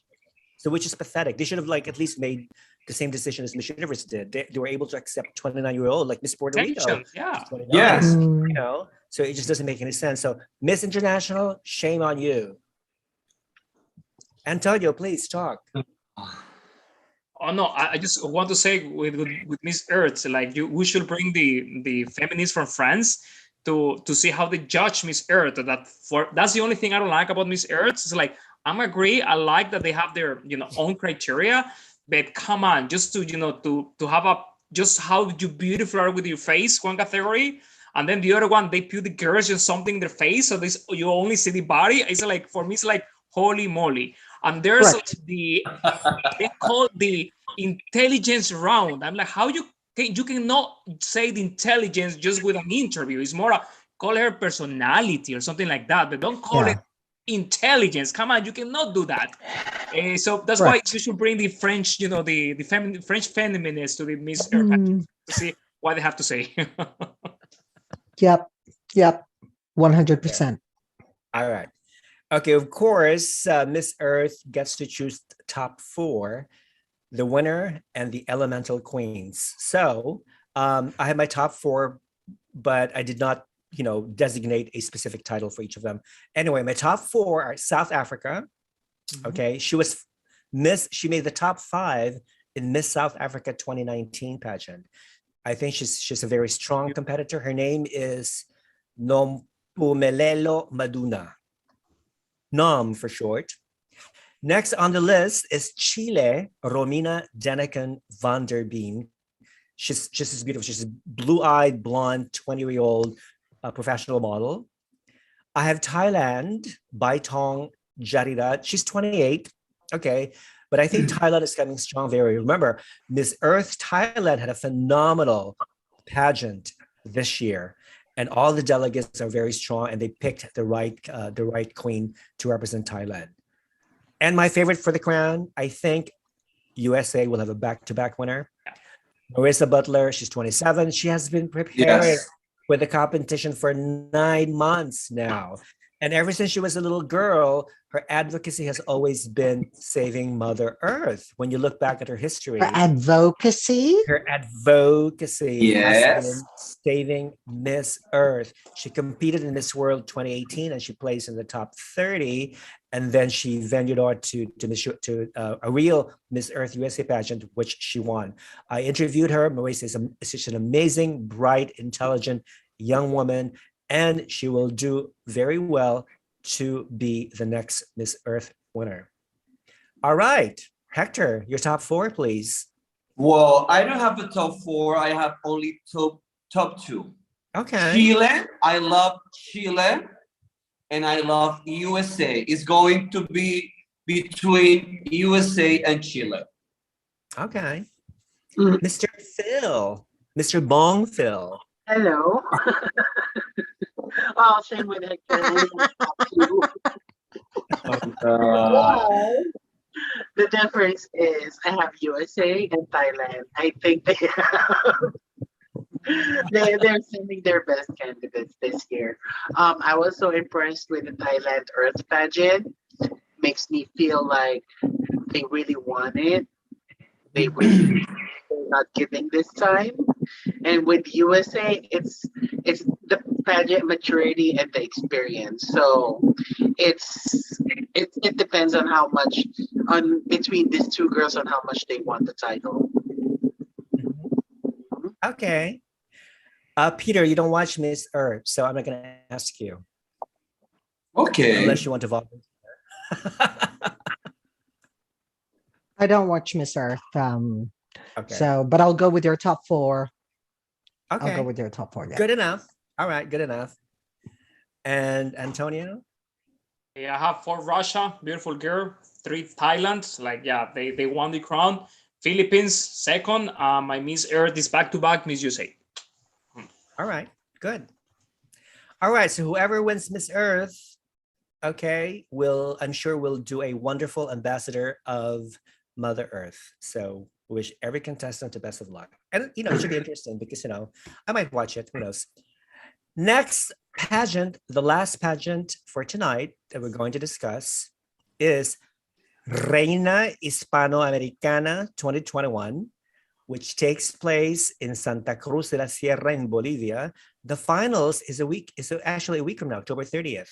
Okay, so let me pull up the screen for that lovely pageant.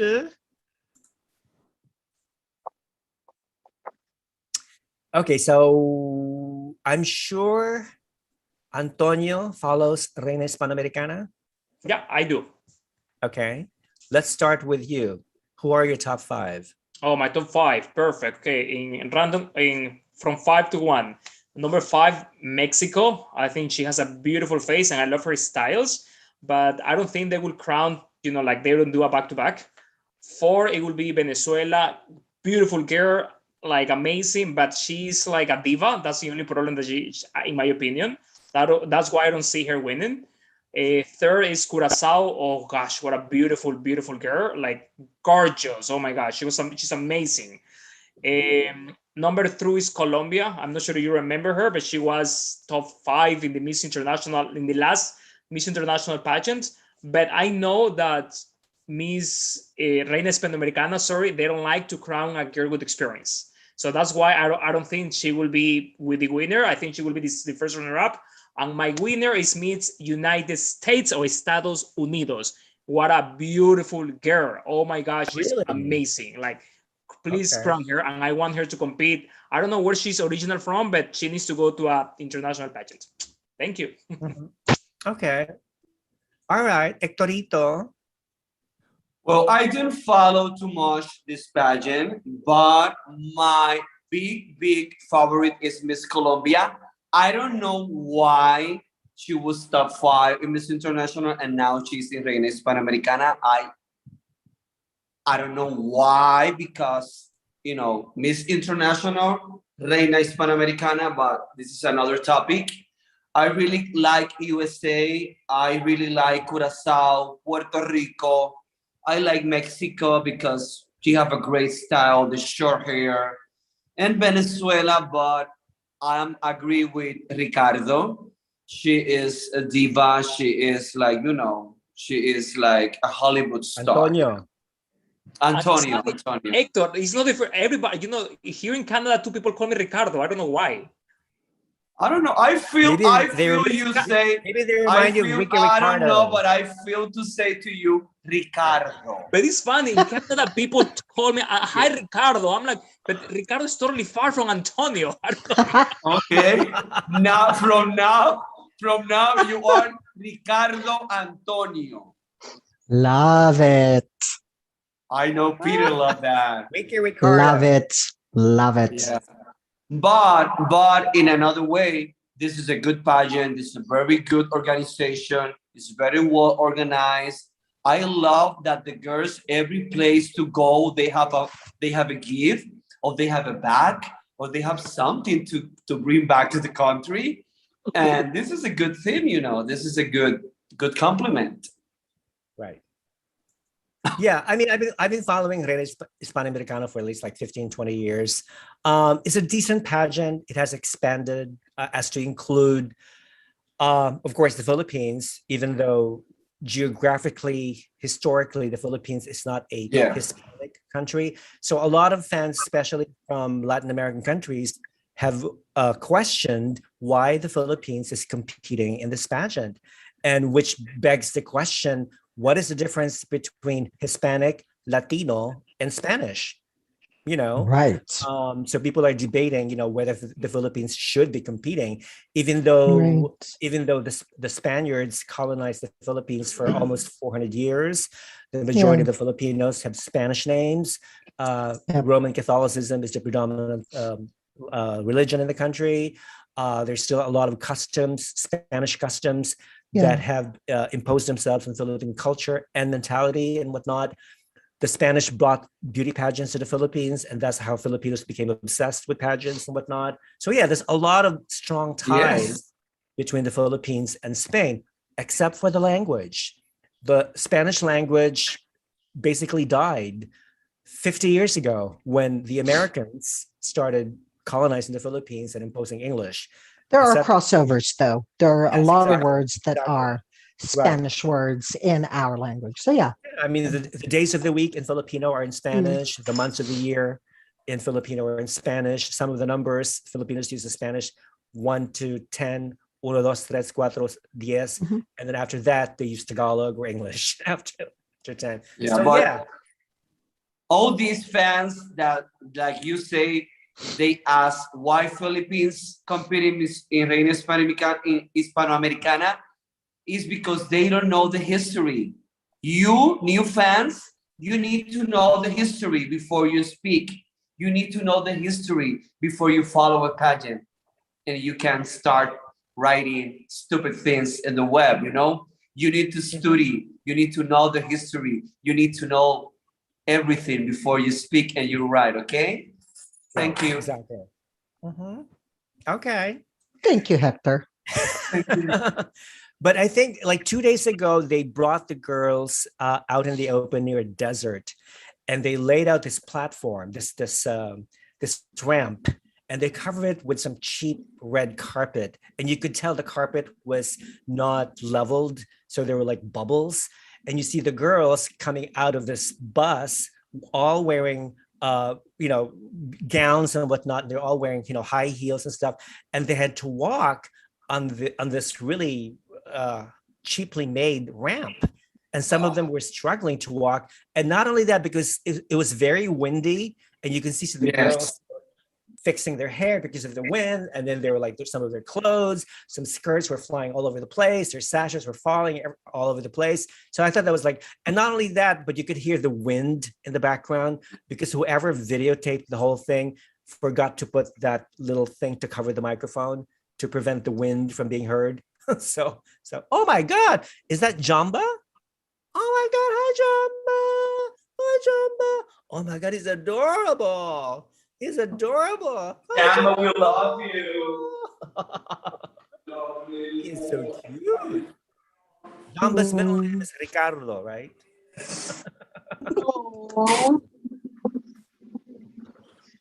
He's so here. Oh God. Okay. Yeah. My top 5 for Reina Hispanoamericano. Number 1 is Venezuela. Next one is Mexico. Philippines has to be there because sometimes they always place the Philippines for some reason. And she's very strong this year, even though she's one of the shortest girls. This year, she's a great speaking voice. And they always invite her to every television show in the country. Colombia, she was Miss International 2019 third runner-up. Maria Alejandra Vengoechea Carcamo is her name. Beautiful, gorgeous. And Brazil, Bruna Zanardo, who was Miss Earth Fire 2016, but she had to resign. And then she was replaced by Miss Earth USA, Corinne Stalakis, who is the current Miss International USA 2021. So yeah, so Bruno, she's 29, but nevertheless, she made it this far. So yeah, those are my top 5. Brazil, Colombia, Philippines, Mexico, and Venezuela. Hector. You don't follow Reina Hispanoamericana? Yes, I really like Colombia, but like Antonio said, you know, I know the organization don't like to crown a girl that it was in another pageant and blah blah blah. But I think Colombia is the best, and Brazil is a good one too. But my big favorite is Colombia. Colombia? Okay. All right. Phil, do you care? I'll throw in my candidates. I would go for Mexico. I really like her. Everyone is spot on with Colombia. I think she's gonna be there, but she's not gonna win it all because of her previous experience. USA is gorgeous. Who else? Like Brazil. I like Brazil, and Philippines would be there too. So those are my top 5. Okay. So Peter doesn't care. Look, as much as I don't care and as much as I don't follow it because I don't understand it, I fell in love with Curaçao's video. The moment I opened that up and she started pounding away that pesto. I was gonna say that. You know what? All the other girls had normal talking introductions, but she's the only one who made a video. Oh, it was amazing. You know, it's like that music in the background. She's just like pounding away, and it's like, yeah, girl, yeah, you got it. Pound away. That's it. So yeah, she's my winner. She's your winner. Yeah. Anybody who can pound like that can pound the competition. Well, Curaçao already won Reina Hispanoamericana with Evangelina Van Putten. That was my protege. She was Miss Universe Curaçao in Sao Paulo, Brazil. And then the next year, she won Reina Hispanoamericana. Wow. Really? Let's listen to Miss Curaçao. Wow. And then you fight with her, right, Victor? I remember, or no? What? Did you fight with her? No, I don't fight with her. She fight with me. Oh, okay. Good to know. Because honestly, I'm going to tell you what happened. I bring to her to Sao Paulo, Brazil, all the best of the best clothes from Puerto Rican designers and another designers. And then when she come back to Curaçao, she don't want to bring back the luggage with all the design, with the clothing designers, you know. And that's why I need to stay more time in Curaçao, because she don't want to return the luggage that was supposed to belong to me. Yeah. And she, wow. it was not a fight. It was because the national director at this moment, Aubrey America, he was, how I can say, he was stripped of the title of the national director because they found something like they don't like. And then because I was living in Curaçao, I was working for the franchise, they asked me to be in charge of the franchise, and they asked me to be in charge of Evalina, because Evalina was not the winner of the Miss Universe Curaçao. She was the first runner-up. The winner was another one that right now I don't remind the name. Yeah. But when we found the loss 2 days later of the pageant, the winner can go to Miss Universe because it was something about the passport or whatever. I don't remember. And that's why the organization select Evalina to go to the pageant. And let me tell you something, Antonio.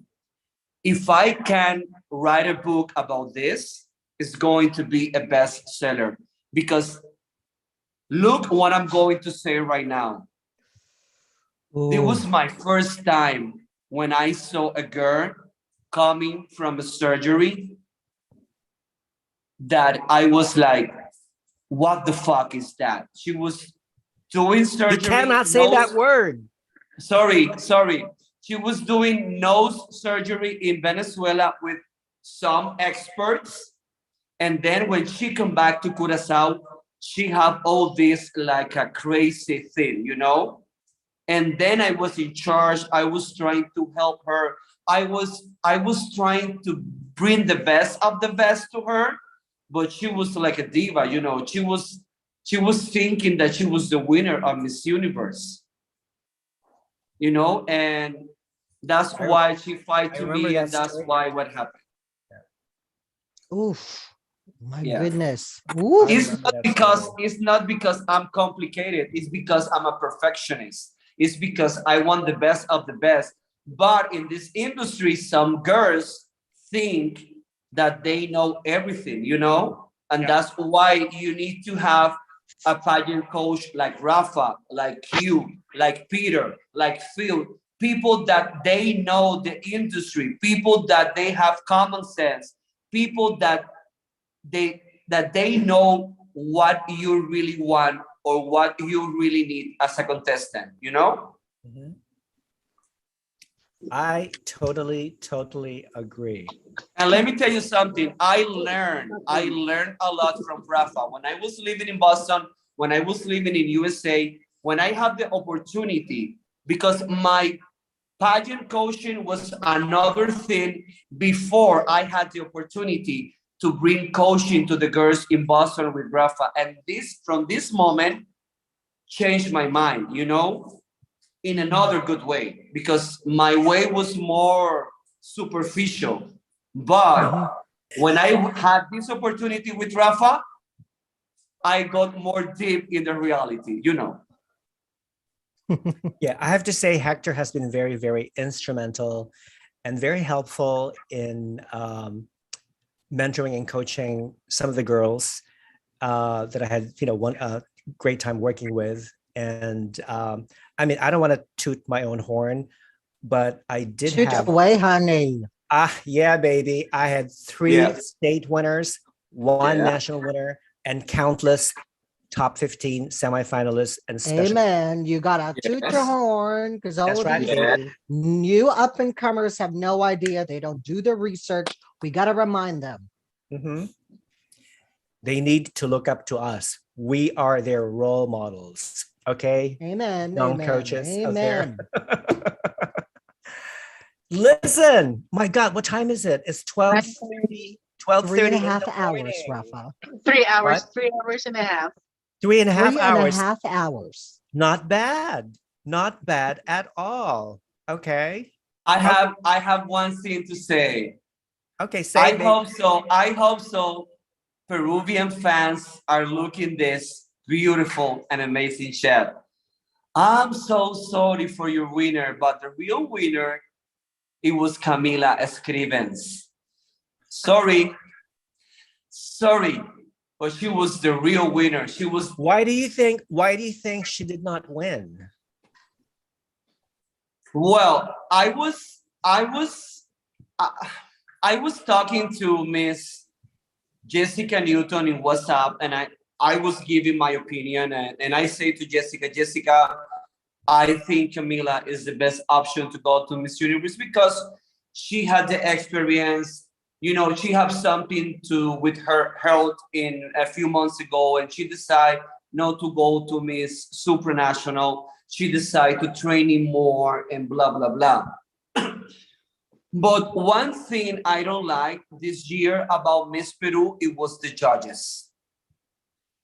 Because some of the judges had the really good criteria to select a winner. But when you compare, I'm not going to say any names, okay? But Don't when say you names, compare, please. no. When you compare all these good names in pageantry to these names that are new in pageantry, but they don't have the same path as these other judges, this is going to happen. You know, I don't have nothing against Jelly Rivera. She's the sister of Kelly Rivera. She was a top 10 in Miss Universe 2019 when Saucy won. And I think she's much prettier. Of course, Yeah. Kelly is the most beautiful of the three sisters, yeah. because the other one was in Miss World. But I honestly, it's not because I like Jelly. She's beautiful, she's gorgeous, but in terms of Miss Universe, the best selection was Camila. And I hope so that in Miss Universe Thailand, they select Tarina Boats to be the winner of this pageant, because she's the one to be, she's the best of the best Phenomenal. in Yeah. Miss Universe Thailand. Sorry, but she's the best. That's it. What about Ecuador? Can somebody please buy the franchise from that woman? Oh my God! Yeah, Ecuador. What happened to Ecuador, Antonio? That was the worst. Like, I was like, I mean, this is the worst years. Like, they were so cynic right now. Like, they don't care. It was like so obviously like that girl like was like there were 17 girls better body, more elegant. She didn't answer even what they asked. It was so cynic, you know, like the president of Miss Ecuador organization is like extremely good friend of her mother. She won. I mean, everybody's like, how can, like, is in shock. Like, I don't know how to say. You know what? Really, you know what? The Miss Universe organization don't take any action of that, because I'm sure no. It's, of course it's about money, but I'm sure the Miss Universe Ecuador organization paid their franchise in advance. Yeah, maybe. Yeah, you're right. Yeah, and in time, and they don't care. You know, they don't care if they send a grandmother or the auntie or whatever, because Miss Universe Ecuador this year, I don't know what happened. I don't know. Was the worst. Like, just compare her with the one who's going to Miss International. I mean, it's just shocking. Like oh my, like I can. Oh my gosh, it's just too bad. I don't want even to see it. Suppose she's a doctor, and they asked her like last week, very basic biology questions, and she didn't have any idea what she was talking about. I mean, she's like lying. Like, it's terrible. Like, let's. Sorry, I want to cry every time I see these pictures. This is Miss Ecuador. What else? What else? Oh my. What else?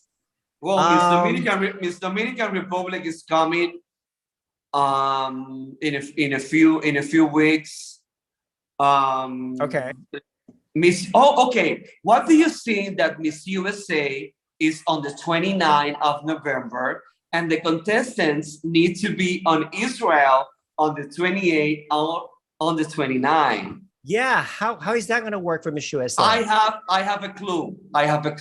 Oh, tell us. Okay, tell us. I think because, you know, Crystal Stewart, she's a goddess. She's a master. She knows how to do a good pageant. I think the pageant is going to be record. You know, it's going to be. Yeah. I think the pageant is not going to be live. It's going to be recorded the days before, and then when when the people watch the pageant, they're going to make all this show that the winner need to go to the airport and they go to Israel or blah blah blah, and then the girl is on Tel Aviv like, I just win Miss USA. I'm here to compete. You know. All looking fresh. Yes, or is Miss USA, you are allowed to do whatever you want. Right. To be honest, Yes. That's very interesting. Yeah. Yes. What? And Crystal, if you see the Miss USA Instagram account, sorry what I'm going to say, Miss Paula. Crystal have more sponsors like Miss Universe in the history of Miss Universe. Yeah. I You agree. know, it's like, yeah. You know, it's funny. I think that at one point, you know, because now they are, let's say, different organizations. I think at one point they will send the first runner-up to Miss Universe, because I know that when we talk sometimes to the girls that compete in Miss USA, they told us they want only to be Miss USA. They don't care about Miss Universe. Some of them, like the majority, they just want to be Miss USA. Like, period, done. That's why for me it's like just send the first runner-up to Miss Universe, and because yeah. Look at that, Miss USA. You don't call it Miss Universe USA. You call it Miss USA. Just like Miss France, Miss South Africa. It's all about branding. Miss USA and Miss Universe receive the exact same salary. So you know, so there's really no sense for Miss Universe USA. You know. But what do we think of Crystal Stewart? Do you think she's doing a good job so far? Yes. Being the national director. Yeah. Yes. What do you think? Okay. Yeah, I'm agree. She's doing a great work. She's doing a great job. She bring Michael Cinco as one of the sponsors. Yeah. Oh, excuse me. The new Miss USA, she's going to drive a Porsche. A Porsche, yeah. You know, this is a nice car. You know, she's going to live in LA. That's Miss Belgium. The first one. Right there. Yeah. No. Oh, okay, yeah. Look, I wrote twins separated at birth, and she liked it. Yes. I love Miss Belgium. I love her. I had the opportunity to be in a live with her when she won. She was like accepting everybody, and then I was talking Spanish, and she was laughing a lot. She was so nice. She was very, you know, she was very outgoing, you know. Yeah, we love Crystal Stewart. So this is Miss USA Asia branch and the Miss Teen USA. I forgot her name, but she's Hawaiian Filipino. Yeah. So hopefully I really like it. Yeah, I like this too. I like this one shot of Asia branch. That's the best I've seen of her, honestly. Yes. Great. And of course, I love Fadil. I love his work. But you see the difference when you bring the girls Fadil out of the shell of Miss Universe. You see this kind of difference and this kind of, you know, things that you love to see. Mm-hmm. Okay, I think that wraps it up. Our over 3.5 hours of group chat. No more wine. Yeah. Okay. So I think we should do this like every day, don't you think? Every weekend. Every weekend. Can you imagine? No, I think it's just too much to talk about. I mean, there isn't a day that goes by where you don't hear of something interesting or controversial or scandalous about any pageant, anything related to pageants and stuff and everything. And I'm really, really, really looking forward to the coronation of the first Miss Universe UAE. So we should do a reaction. I'm really, really looking forward to that. It's going to be a grand, amazing production, I think, because as you know, it's going to take place in Dubai, and there's wonderful, amazing venues in Dubai. And I wouldn't be surprised if one of these days Miss Universe will take place in Dubai. Dubai, yeah. Definitely. Yeah. Mm-hmm. Oh, yes. I don't have any issue with that. You know. Me neither. You know. Yeah. I mean, Dubai. I think it's not as strict as Israel as far as COVID protocol is concerned. I think they only require you to have a PCR test. Is the escort? Here, everything will be better. Hopefully. Yeah. Hopefully. Hopefully. For some people, it's going to be like in Disney because it's the escort paradise, you know. Why do you say that? Oh, please, hello. It's the truth. So this is interesting because Dubai consists basically of 88% foreigners. There are the foreigners pretty much dominate the population of Dubai of UAE. You know, so I would be very surprised if they actually picked a native Emirati person. I'm very sure that they are going to select a girl from this land. I'm sure of that. Okay. I'm sure. Okay. I'm sure. That'll be interesting. I'm sure. Or maybe the winner is going to be a flight attendant for Qatar Airways, or you know, you never know. You never know. Or she could be an ex-Filipino Pinoy Big Brother contestant. What is this? Maybe you've had a lot to drink. What is this? What? Why are you making it public? This is going to be the crown of the new Miss UAE. Oh, speaking of new crowns, I don't know if you guys noticed the crown in my background. Yes, the Beautiful. power of flame. Beautiful. Beautiful. Thailand. The Love flame it. It's of absolutely Yeah. beautiful. Beautiful. by Muwai. Why is it prettier than Miss Universe crown? I don't know, but I love it. It's gorgeous. Really? It's gorgeous. But I don't think Honestly, I don't think because it's more Miss expensive Universe- than the Miss Universe crown, but it's more stunning. It's more gorgeous. Yes, it's more stunning. Miss Universe needs to be renovated. Miss Universe needs to have a new director as soon as possible. And who do you recommend? Sean McLean. You think? Yes, you think Paula? Yes, You think Paula Sugar needs yes. to go? Yes, he have the vision. He have. Yes. Or they can bring it back to Donald Trump. I don't have any issue. I don't have any issue if Trump is back to Miss Universe. No, because he's going to win 2024 presidential election, so he can't be. No. Oh. And we want he's to see Melania again. And you heard about he's going to launch his own media company, Trump Yes. Media Technology Group. And the stock, they opened public already, and their stock is going up high. A lot of people are investing in the stocks, so which is great. It says CNN, watch out. Okay, so Critical Beauty Salon viewers, thank you for watching the show. I'd like to thank all of you watching from all over the world. And if you haven't subscribed to this channel, please do so ASAP and click the bell icon below to receive instant notifications for the next video. And please follow my lovely guests, Antonio, Peter, Hector, and Phil, and follow their journey to their personal development.